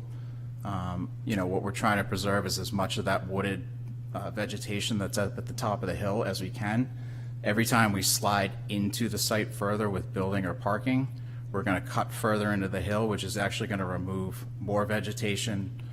It's going to decrease the habitat that exists there and the natural buffer that it would provide between Osprey Landing. So we actually think where this is a highly disturbed buffer that has very little function, trying to put this up along the road is better environmentally, where we're trying to limit how much vegetation we remove in the back. And then you can see, we do have to remove some. That's where this grading is represented here. And we are obviously proposing to plant that with a whole mix of deciduous trees, shrubs, evergreens, and a seed mix as well. And we'll be introducing some seating areas in path into that area for recreation use that'll be counted towards our community space, which is required for the site plan review portion of this project. Also, I think with respect to pushing into the hill and looking at opportunities to slide the buildings, one of the things you folks had asked us to look at was more underground parking. We did look at that opportunity. There really isn't, because what happens is it's a grading issue, right? Right now, we have the ability, it's a lot easier to build underground parking under this building because there's such a grade change between the first floor and the existing road grade that we don't have to ramp down too much to get underneath the building to excavate. There is very shallow groundwater on this site, and then on the north side, there's actually shallow bedrock. So up along this portion of the site, the grade is more aligned with the buildings and the road.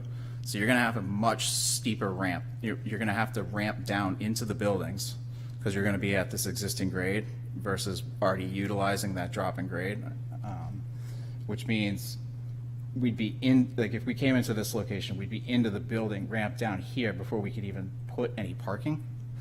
So between the site constraints, the limited amount of parking that you would get for bringing it underground, it doesn't make any sense from a design standpoint to do that. So we are trying to introduce underground parking where feasible, where it doesn't really work. It's with these two buildings. Again, if we ramp down in here, we're going to displace parking all in this parking lot. So any parking we may gain under this building, we're going to displace, and then we'd have to go put it back in the back of the site, and we'd be digging further into the hill. So we have looked at these. We tried to explore if there were further opportunity, but it really was building C that the basement parking worked with. So hopefully that explains why we have the buildings located where we are and where the underground parking is located.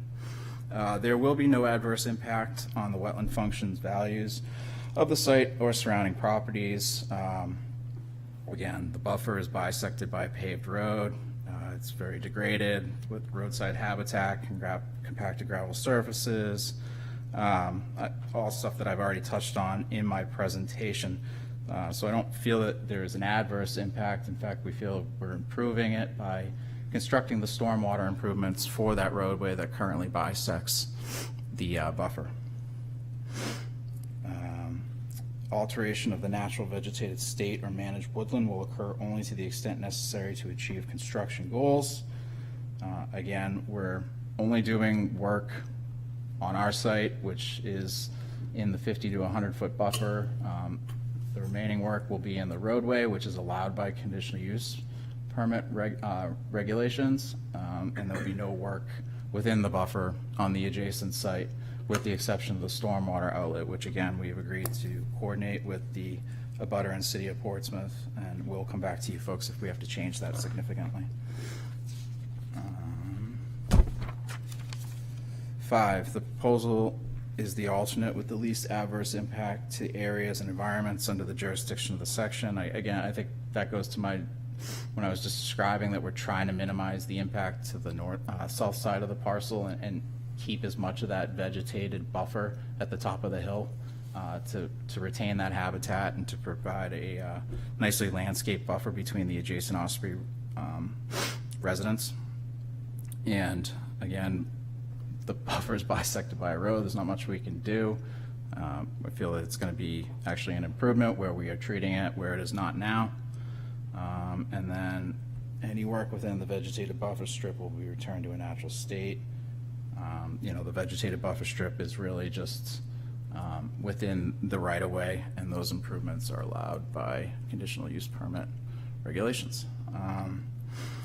I mentioned the staff report, which did recommend approval, and again, I just want to reiterate, we have no issue with the stipulation that was recommended.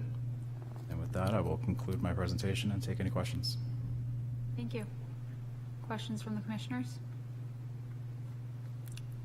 Yeah, I'll start. Did you meet with TAC yesterday? We did. Is there any changes from that meeting that you may be happening to this plan? Specifically, I think the sidewalk and the tree area I heard was discussed. Yes, well, we have to work through the design, but there was a request to look at pushing the sidewalk back closer to the buildings. And then kind of flipping the trees. I don't know that would, it still would be like right-of-way improvement. We'd have to grant an easement to the city of Portsmouth because that would be their sidewalk. So I think, from that standpoint, it is a right-of-way improvement, which is allowed.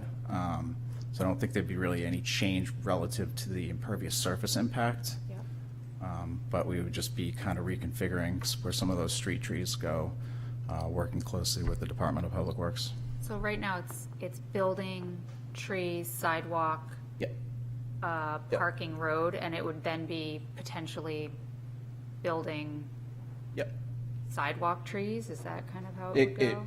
Yeah, we gotta look, I got it, Peter. We gotta look closely at it, but there will probably be some vegetated strip between the buffer. We have to look at a section. We haven't studied it yet from a Yep. tax standpoint, but Okay. there will probably be some small vegetated strip along the face of the building.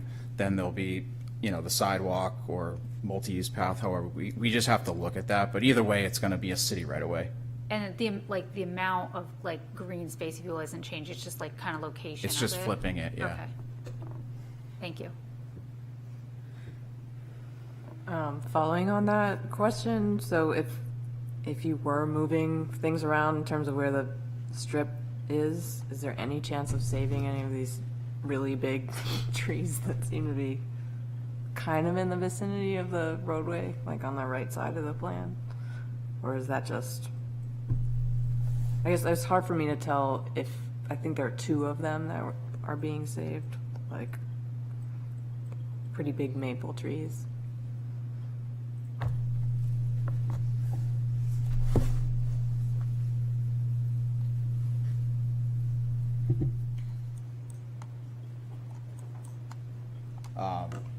So I don't believe there is. Well, one, the design won't allow for us to save it, right, the way that it is designed. But we also did have a tree survey prepared for the site to look at the health of the trees, and they are not. The trees that you're speaking of are not healthy. I had sort of a follow-up. So on the backside, which I know is not in the buffer, but you brought it up as in that was more what you wanted to protect up on the hill. I just wanted to clarify, there's kind of a general idea of what trees will be staying or whatever, but it's just a squiggly line and it's a proposed area, really. It's not. So are there trees going to be cut down behind there where that tree line is? No, see these lines? Yes. These are that's the new topography. Yep. So that is where that tree line will end, is where we're grading. So that tree line that we're representing of staying we're intending to keep that there. So are there trees being cut though too? Yes, within this sloped area, because we have to. Regraded. Those will be Regrade it, right. Those will be cut. This hatched area actually represents, restoration, and these trees represent new plantings. So these will all be deciduous trees, a mix of evergreens, perennials, and a seed mix that go into the slope there where we are disturbing. And again, we are also proposing within that slope access up along it, since we are already disturbing it, to allow for some public recreation. So to clarify for whoever's doing construction, it would be good to have that line, all Oh, yeah. trees beyond this point? 'Cause- Yep. Yeah, and when the contractors go out, they'll field survey that. They're going to set, an erosion control line at that point so that they're not disturbing beyond it. Yeah. But we're happy to put a notation on the Yeah. plan or anything that you would like, Right. to Yeah, to 'cause- very clearly state. We have definitely been burned before Yeah, absolutely. on that line. And then I have another landscaping kind of question in the front with the trees. And Sure. so you've got, street trees basically Yep. in the front of the building. Can you do more than that rather than just spacing apart these trees really, pretty far apart? In addition to the fact that you might have to change it, which kind of makes it a little iffy, but, shrubbery and other things rather than just tree, grass.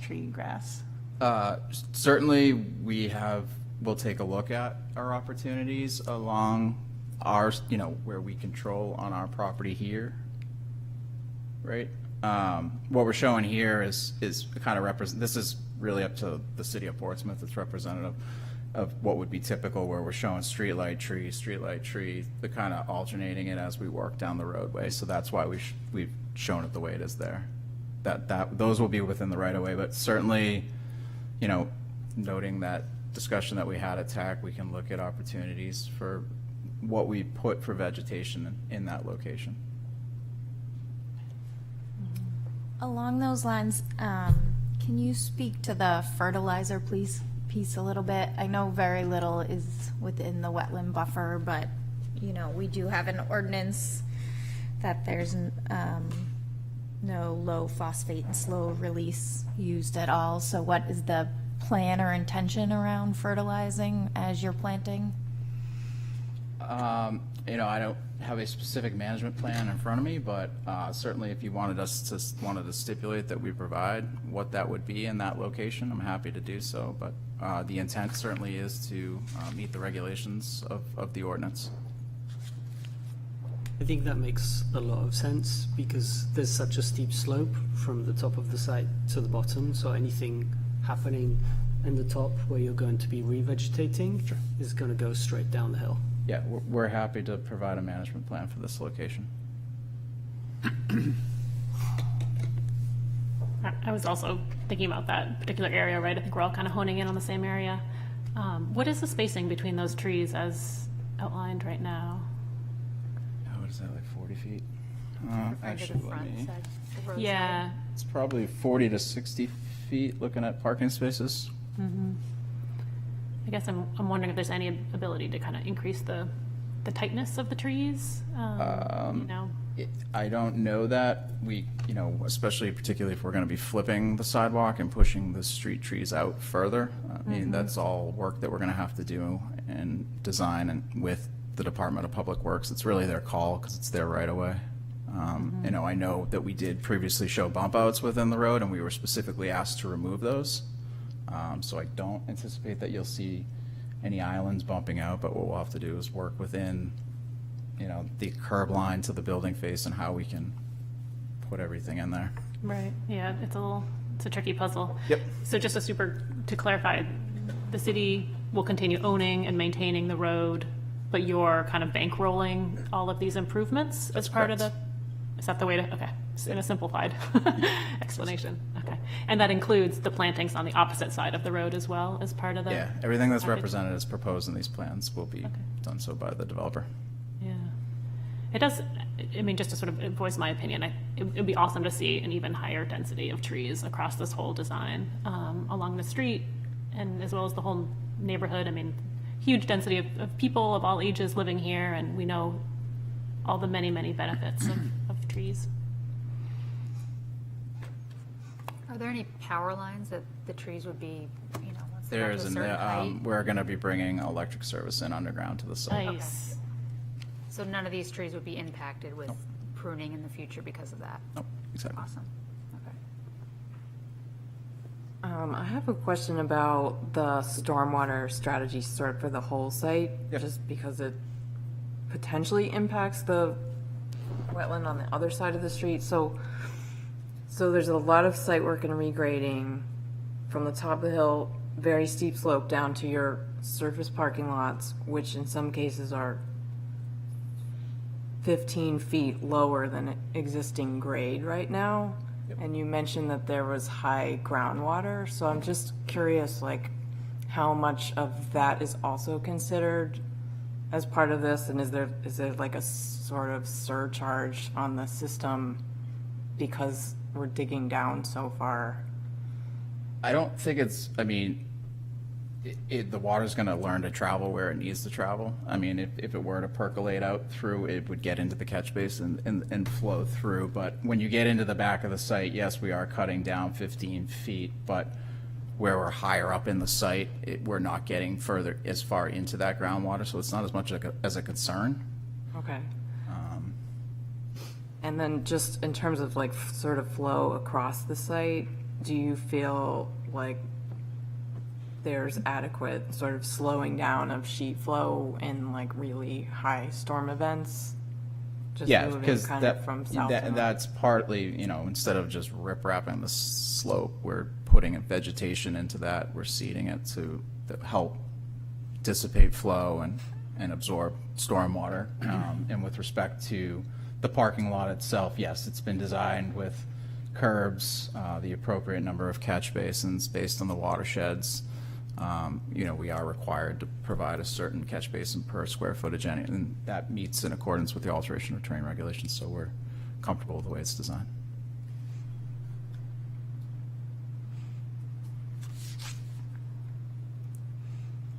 Things that you'd like to see added, Allison?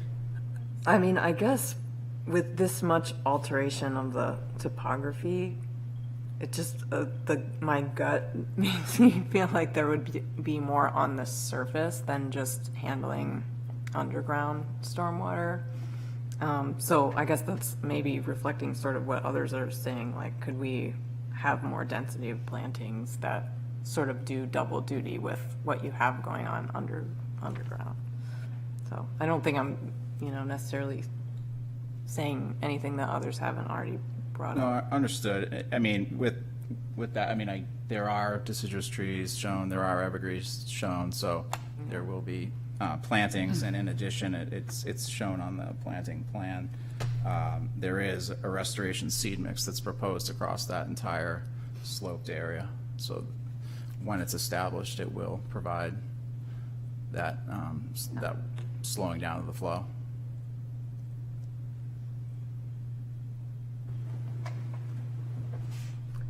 And the parking lot is all one level, right? It's not a tiered parking lot? It is, yes, that's correct. It's all one surface parking lot. It does slope from the buildings up towards the hill because of the natural topography, but yes, it is one level surface parking lot.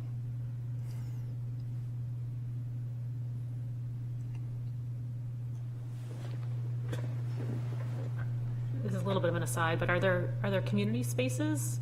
There are, yes. In this So one? actually Just pointing them that, where we're proposing to introduce those walking trails and seating areas will be utilized as community space for our site plan approval.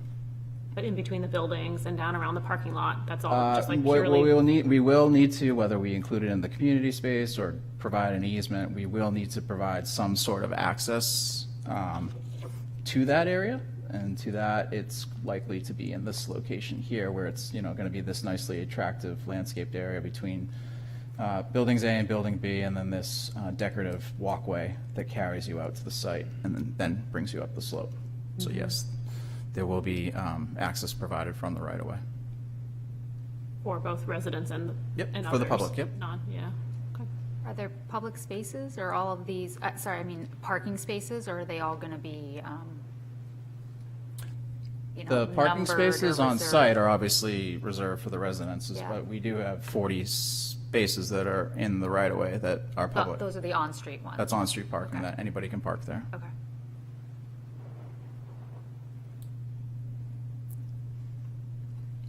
Other questions? One for the operation and maintenance plan. It doesn't have, so it talks about mulching. Okay. And this is just from experience, after we say something and then you see something get built and then you see it get maintained, is to clarify, to not over mulch and to keep the mulch away from the trunks of trees and bushes.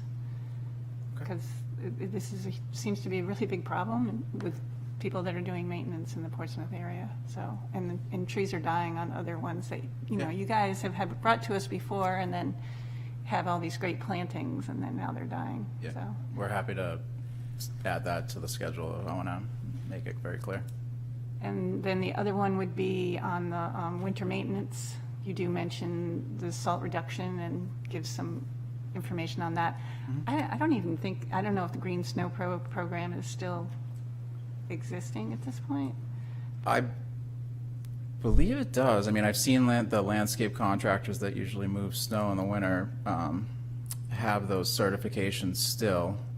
And so we have been providing that, obviously it is a requirement basically that of the alteration of terrain that we have that included as well. So, or some certification, I believe. It's part of that typical O&M. But I don't know that true, like 100%, but I believe so. So I don't think you guys say that in this, you just talk about the salt reduction. So I would add that, and then if the program doesn't exist, to follow other best management plans, because it's practices, because it's not just salt reduction, it's clearing the snow early, there's a lot of other factors into that. And then I think if this place is right across and everything is eventually going to end up there and nothing's going to be cleaning the salt out of the water, the runoff, that it's going to create a problem with the wetland. Yeah, we can put some more clarification into the O&M. And then I have one more, which is the easement across the way where you guys are doing the plunge pool. We didn't talk about that yet. Just that if it changed, that they would have to come back. Yeah. So that would be, so it would be definitely, if you have to relocate something like that. Sure. Even though it might seem like not a big change, it would definitely be impacting other areas, so. Yeah, acknowledged, absolutely. Thanks. Are you ready for a motion?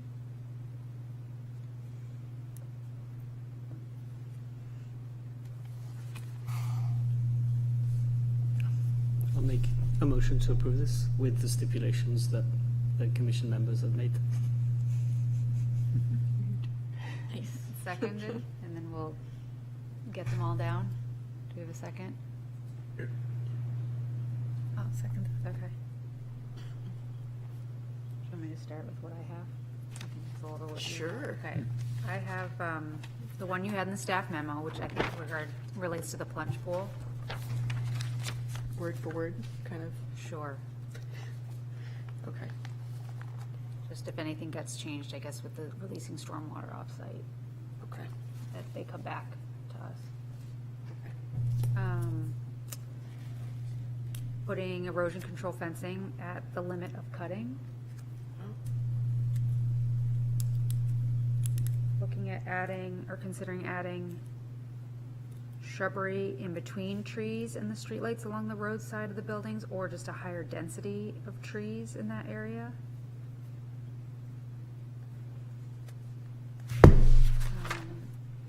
Is that an applicant should consider or shall if it's in the wetland buffer? I don't know about that. Well, it's kind of dictated by the Department of Public Works. It's right away, right? Yeah, so we, They'll consider it. I guess if we could frame it so that we'll work with the Public Works Department. Yeah. Or you guys are installing on their Yeah, behalf and then handing over maintenance? Yeah, that'll be right away. So yes, that would be the city's. And then, Jess, you had talked about the fertilizer use. What do you want to? I mean, I would love the applicant to consider using NOFA standards for this property, even though very little of it is on the wetland buffer, or at least defining what their plan is for fertilizing. Yeah, I think NOFA standards for the property.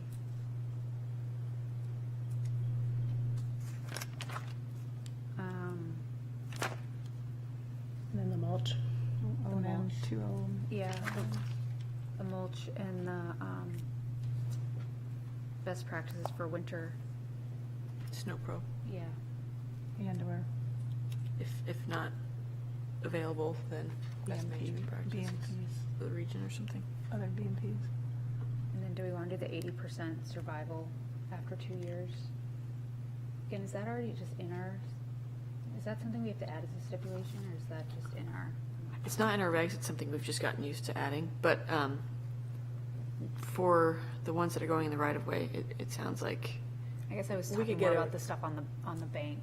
Okay, yeah. I mean, we could get a report back from Trees and Greenery or the city arborist too on how, For the right-of-way ones? yeah. But if that's not of interest, then, yeah, the bank. Yeah, I think I was more talking about the back bank, just making Okay. sure that adequately gets vegetated. Okay. That's all I had. So for that one, it's, need a report on whether or not plantings after the first 2 growing seasons survive. So if 80% of the plantings survive, then all is well. But if less than 80% survive, then we'll need replanting to occur. And that's just a report to the City Planning and Sustainability Department. If everyone's okay with that. Yeah, if everyone's okay with it. 80%. Does anyone have anybody have any other stipulations?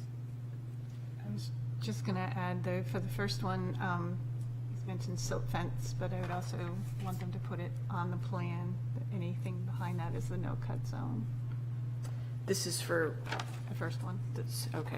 Where I said putting erosion control fencing at the limit of cutting. So that should be specifically silt fencing. Or, Doesn't no, have it to be. doesn't have to be a Just silt the- fence. Oh, sorry. But it's just that in the plan to specify that that area behind that is a no-cut. No cut, okay, gotcha. But you want also want a physical fence. So add a note. Yeah, that would be Yeah. great. So physical fencing, it doesn't necessarily have to be like erosion control, but just, Yeah, we'll put a the clearing field. demarcation. yeah, Yeah. some sort of demarcation in the. field. Okay. And have it in the plan.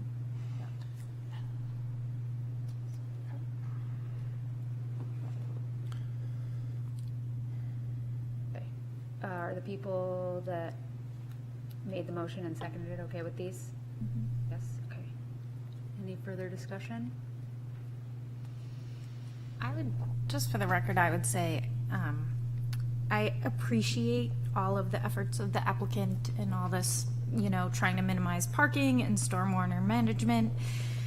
And this might be more of a broad comment. I do struggle a little bit with, I understand this was a previously developed site, but it hasn't been for 30 years. And so there is habitat there, and there are a lot of well-established vegetation. And so to say that this has no value or very little value, I understand maybe as a prime wetland or wetland buffer, it's not functioning great, but we all understand the value of trees and vegetation and habitat and green spaces in general. So this does feel a little hard to look at the photos and think about what is going to be there versus what is there now. Just from a development standpoint and impact standpoint, the amount of people that will be in this space and at the edge of the wetlands now. So that does feel like it, it's making me think about this application a little bit further. Yeah, we also didn't ask for wetland boundary markers. I mean, I know it's, I guess, in the adjacent lot, that would be the most appropriate place to put it, but I think we could request that. You often see them, right? Sensitive wetland area, no dumping, that kind of message along the far side of the road. So the far side of the road, that's where you're putting seed mix, right? Correct. So maybe in that area, are you thinking they could be, Lynn? Yeah. Yeah. I think, yeah. A few trees being added. So adding our buffer markers. In At the that- edge of the right-of-way? that area. city right-of-way strip? Yeah. Yeah, That's what I'm on trying the to- far side of the So like road. right around here. Yeah. Um, What do you think about that, Kate? Yeah, I I think it's worth trying if the city's willing to maintain the spot and maintain the sign there, not that it needs much maintenance. Yeah, okay.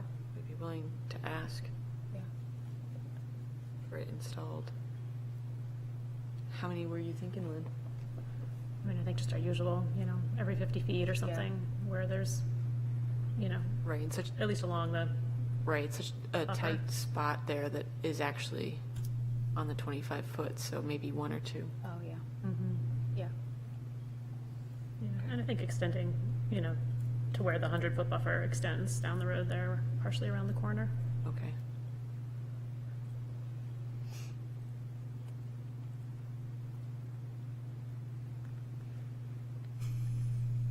It's good to see more housing going into Portsmouth, though. Yeah. I mean, it's nice that it's connected to the bus lines and there's adjacent neighborhoods. All right, are we ready? You guys good with the added stipulation? Okay. I was just gonna add what Jess said was really good, because that definitely resonates with how I feel about it too, just, and I think it was a great presentation, and I'm very appreciative of trying to keep everything in the back that you can. That's really helpful, but just to know that, ideally, we would like it not to be quite as intense, and to push for those, getting more trees to see. It's really important to us. But Thanks. Thanks, Barbara. And I mean, just thinking of, also just like, right, we kind of get educated with each of these projects that we see, and we've seen you before. The Lafayette project right there on Sagamore Creek, the parking there is first floor, like it's first level, right? Correct. And so why wasn't that an appropriate design here? That's surface level parking. Yeah. Because of the pro forma wouldn't work with this project, the scale of it. Like, to take a whole level of housing out and add parking into it, it wouldn't work. That's, Economically, yeah, just because of the way you wanted your it's the numbers scale to of come the out. project, yeah.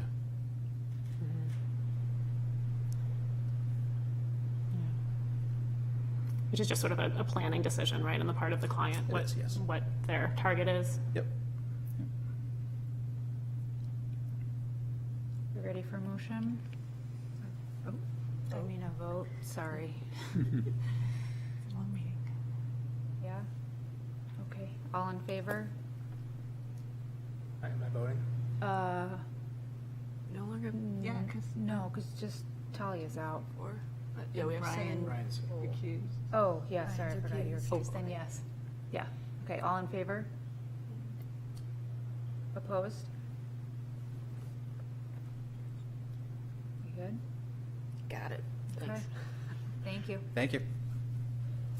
All right, so it is past 6.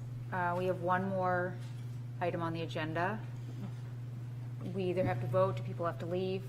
You need to leave? Okay. Does anyone else, if we go to 6:30, can people stay till 6:30? Except for Stuart. Okay, so can someone make a motion to extend to 6:30? Do Motion to extend to 6:30. we have a second? Second. Okay. All in favor? Let's get through this here. So, last one, 6 Regina Road, wetland conditional use permit. Come on up. Thank you for waiting. Hi there. My name is Josh Carlson. I am the owner of 6 Regina, and I put forth an application to have a conditional application to have our in-ground pool removed.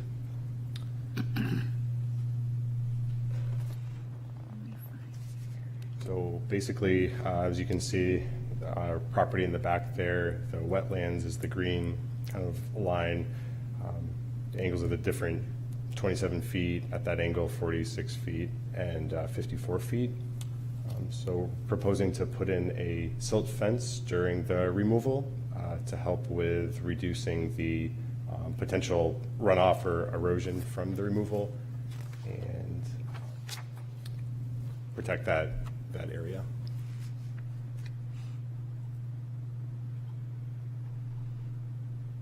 Our plan is to, once the pool is removed, to just extend the current backyard, the grass area, and extend the grass seed, kind of like a wetland seed-friendly grass to cover that area. There's no anticipated plans to put anything on the current location of the pool. We don't anticipate any significant adverse impacts in the area, but that silt fence will hopefully protect any potential disturbance during the removal process. Thank you. Questions? Are you finished? Yes, yeah, sorry. It's okay, just didn't want to cut you off. Questions from the commissioners? Go ahead, Barbara. Do you know what time of year you're going to be doing this? Hopefully next month or after it's approved. Okay. Yep. So, so that might not be a good time for doing planting of seed at that point. Okay. I mean, it depends if you get to it real quick. And because, so therefore the silt fence might have to stay there a little bit longer, but I just wanted to say to be sure to remove that silt fence once the area is established. Does it slope down to the wetland or? It does, yes. So you'll have to leave it until the area gets established with something, but you could check into maybe having something that would do well in the cold, cooler weather. Okay, sure. To get it established and then replant or something in the spring. Check in with it. Are you, sorry. Yeah, I'm good. Okay. Yeah. Are you removing, is there your white fence goes all the way around? Is it that dotted gray line in the? Yes, that's correct. So we're not going to remove any of the fence paneling. There is a double gated entrance in the back Yeah. that you can get in, like a lawnmower, small excavator, things like that, yeah. So the silt fence then is on the outside of the fence? Correct. Okay. Yes. And it'll make that corner to hug everything. Okay. Thank you. I see there's a fence. Is that staying? Yes, the white fence will stay. Yep. And then what is your plan for, I guess the vegetation outside of the fence isn't going to change? Correct, yeah, that won't change. And construction vehicles will be coming in through that double opening in the gate, like you were saying? Yes. Okay, so I guess the colder weather in that regard would be better because it won't be the ground won't be as soft for whatever kind of happens as they come around the back there. That's true, actually, yeah. No, that's a great point. That's Yeah. correct. I don't know how wet it feels back there or not, but yeah, trying to, Yeah, this summer's been pretty dry, so right now it's been, really okay. not too wet. Other questions? And it looks like there's like a couple sheds or buildings outside of the fence in the 25-foot buffer. Yeah, so the larger one down towards the wetland more, that's basically like the size to fit a small pony in. We use it as just kind of like to store a lawnmower, weed whacker. And then the smaller one closer to the pool is the pool house shed, so it stores the pump and the chemicals for the pool.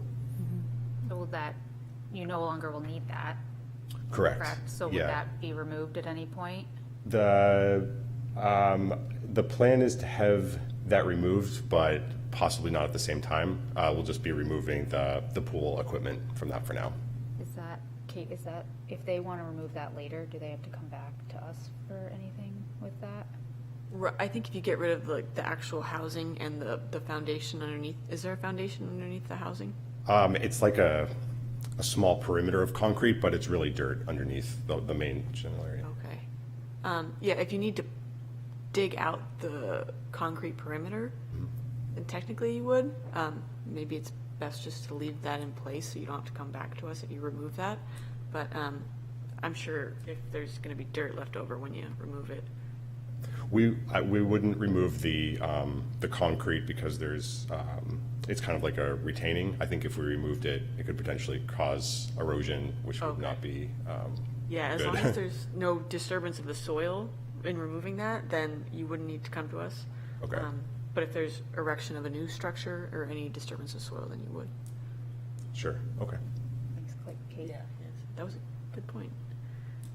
Forgot that pools had pool houses. Well, or, yeah, mechanic area Yeah, or something. mechanical, Yeah. This is just a logistics question, but so will all the concrete be taken off site and everything, or do they just bury it? So we chose to have them remove everything rather than burying it, Great. just to have it be more natural and just felt better for the environment. So you have to bring fill in to kind of fill it in. Yeah, they're going to bring in some crushed stone fill, and then they'll put a layer of loam on top.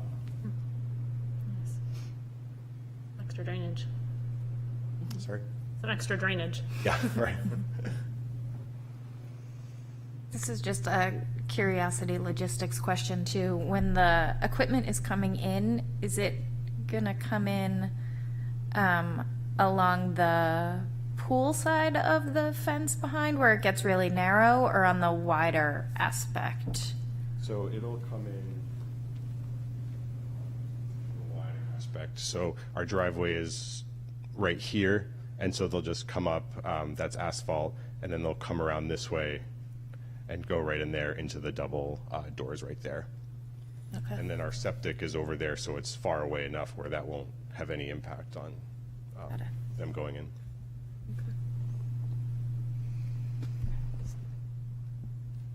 And the red line is the silt fence, I can't. Yes. Yeah. Sorry, yeah, zoom in a little. So you're gonna probably need to put the silt, because it's gonna be a disturbance with those trucks coming in. So I'm thinking the silt fence is gonna need to be closer to the wetland and beyond the trucks, because once those trucks come in a few times, there's not gonna be anything to stabilize the soil there. Sure, okay. So, So kind of have it come down more below by the sheds? yeah. Yeah, You'll have it encompassing where the trucks are gonna be sure, yeah. going in. Can definitely do that. That's a good comment, Barbara. Question, actually.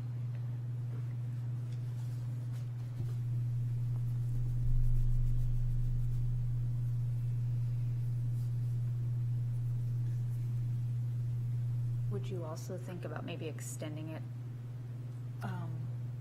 closer to their driveway side? Yeah, I guess it depends on what the slope is. I mean, Yeah. so is it a contract, do you think they know what to do?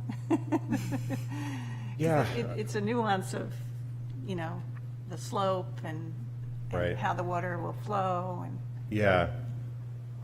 I don't know the exact angle or the slope. I do know when they came out to kind of give the estimate and provide how they would go about it, they didn't seem to have a concern with the angle and getting the machinery in there. It's not too sloped where there would be an issue with equipment tipping over or anything like that by any means. Yeah, as long as it's not channeling the water. Sure. It's just catching it as a apron kind of. Yeah. The, just go over here, so should have had a better picture, but basically it's all flat here and then it starts to slope. This is sloped and then there's a flat area here before the wetlands. So I do think there'll be the runoff. I don't think the channeling will be an issue.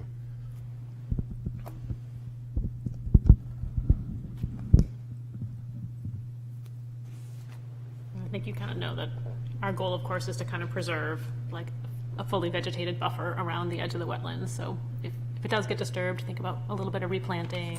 Okay.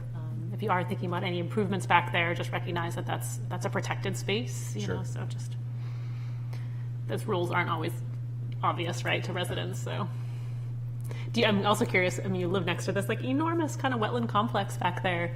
Any interesting observations? Has it, I don't know. Oh, it's fantastic. I mean, we have deer walking behind there. We've had bobcats. We've had rabbits, all sorts of things, animals. Yeah, I have two little kids, and they love watching the animals back there. So it's fantastic. Well, that's yeah, fun. we enjoy it.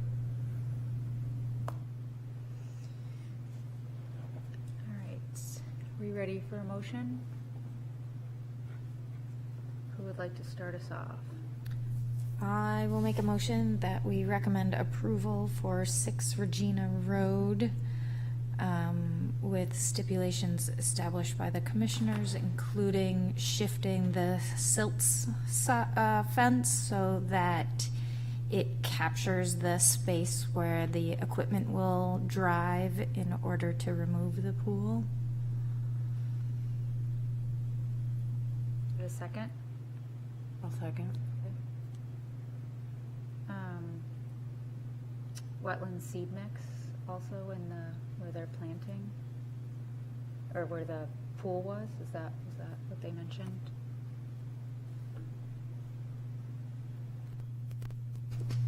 I guess it's in our regulations, but the no fertilizer.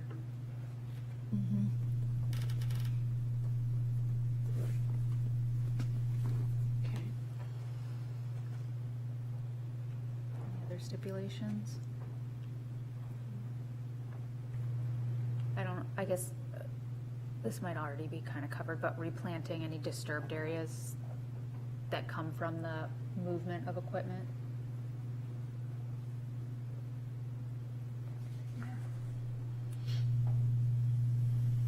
Or reseeding. Yeah, reseeding, yeah, that's fine.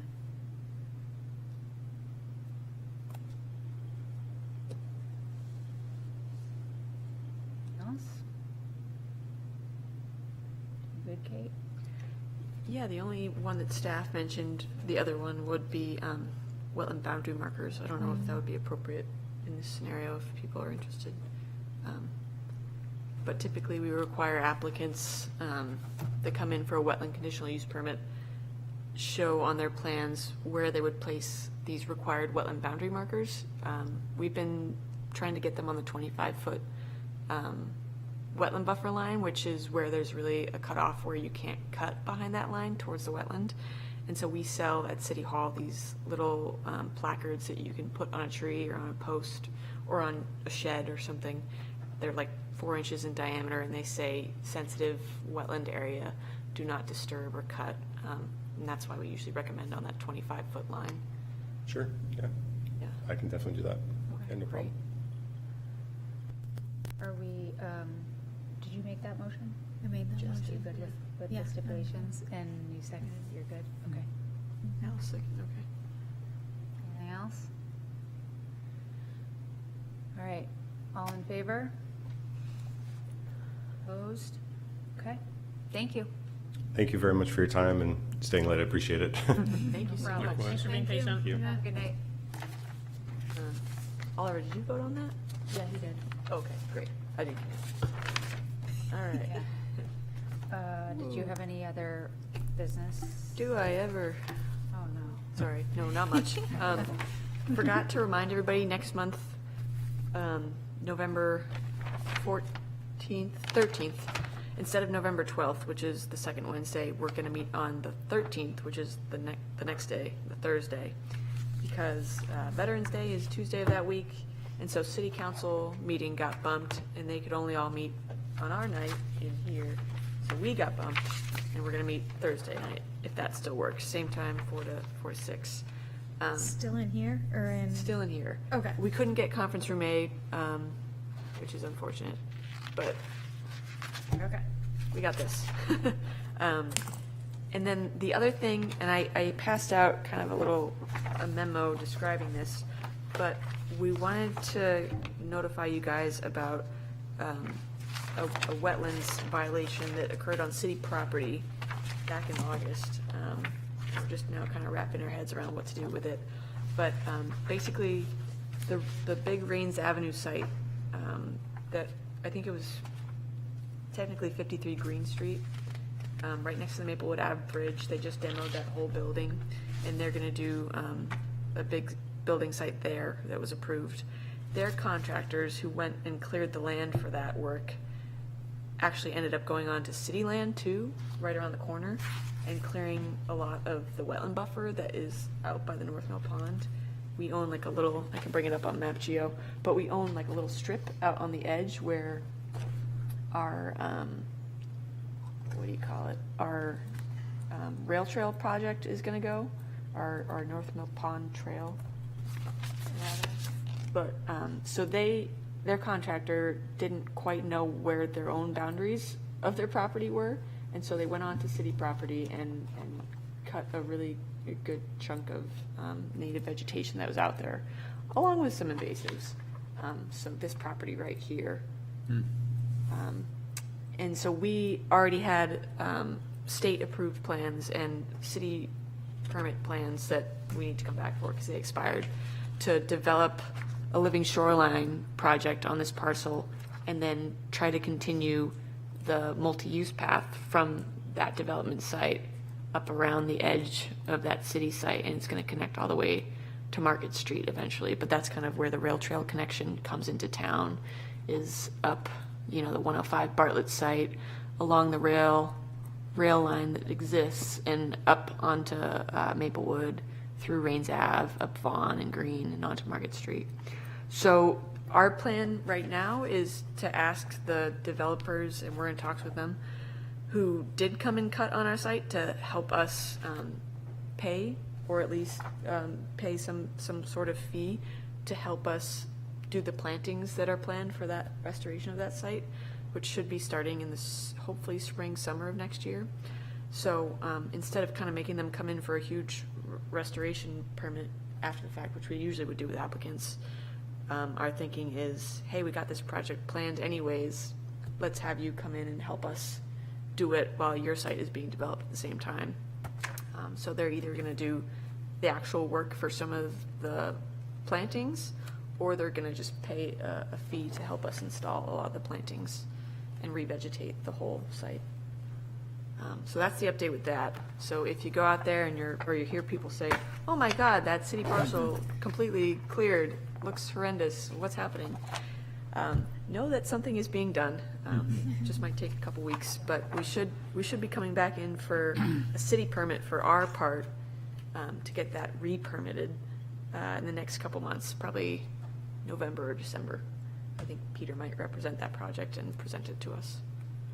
So that's that update. And then we were going to do a site visit there, right? Yes. Oh, Because I yeah. think most street commissioners haven't seen it, and I think it'll be helpful to, because, so this is just like, this does seem to be happening pretty often. The cutting? The cutting, I mean, because they're not just cutting, they're also cutting into the buffer, right? Right, that's the huge thing, So is that not it's in just the on city title. property, it's like, Title 1 of the buffer. Right, so this was part of the permitted project to do, so they knocked down this building over here, and they were gonna do the path along the water here, and they had community space, and they had parking up against the street, and I think 2 or 3 buildings. But, so part of their permit that they went through the state and us for did include some clearing to revegetate certain parts of the buffer. And that walkway, I think they were planning like a tiered vegetation when they came through us for that. So I think that was permitted, but as soon as it went off the property, that's when things got dicey. thank you. Yeah, but lots of enforcement issues lately. Yeah, it's unfortunate. But I think next month, I already know of a couple applications that are coming, so we will have a couple of site walks to go to, I think, if people are available. We'll do it the same Wednesday, even though the next meeting is on Thursday, if that works for people. Anybody have anything else? I just have one that, because you and I received an email from Society from Southeast Link. Or what? Yeah, so they just had a film, and I was going to ask Brian about this, of a video of a bobcat out there. The Somebody was Honey doing Baker some ones. monitoring, so, and it's really kind of cute. So, and he said, definitely, I could send it to you to send to everybody, but I don't know if it's a Facebook thing or possibly, Of a bobcat. Yeah. yeah. On the Cavaretta property. It's a YouTube, it's a link to a YouTube video of the bobcat. So it could alarm people, I don't know. Oh, yeah. That's kind of cool. There's back and forth on that, because sometimes we don't post that because we don't want to encourage people to go, Check it out. yeah. Yeah, no. So that's a good enough We, reason. we've usually allowed it as long as, it wasn't in some area where we thought people were just gonna go do that. Which they might. All right, meeting adjourned. Okay. Thank you.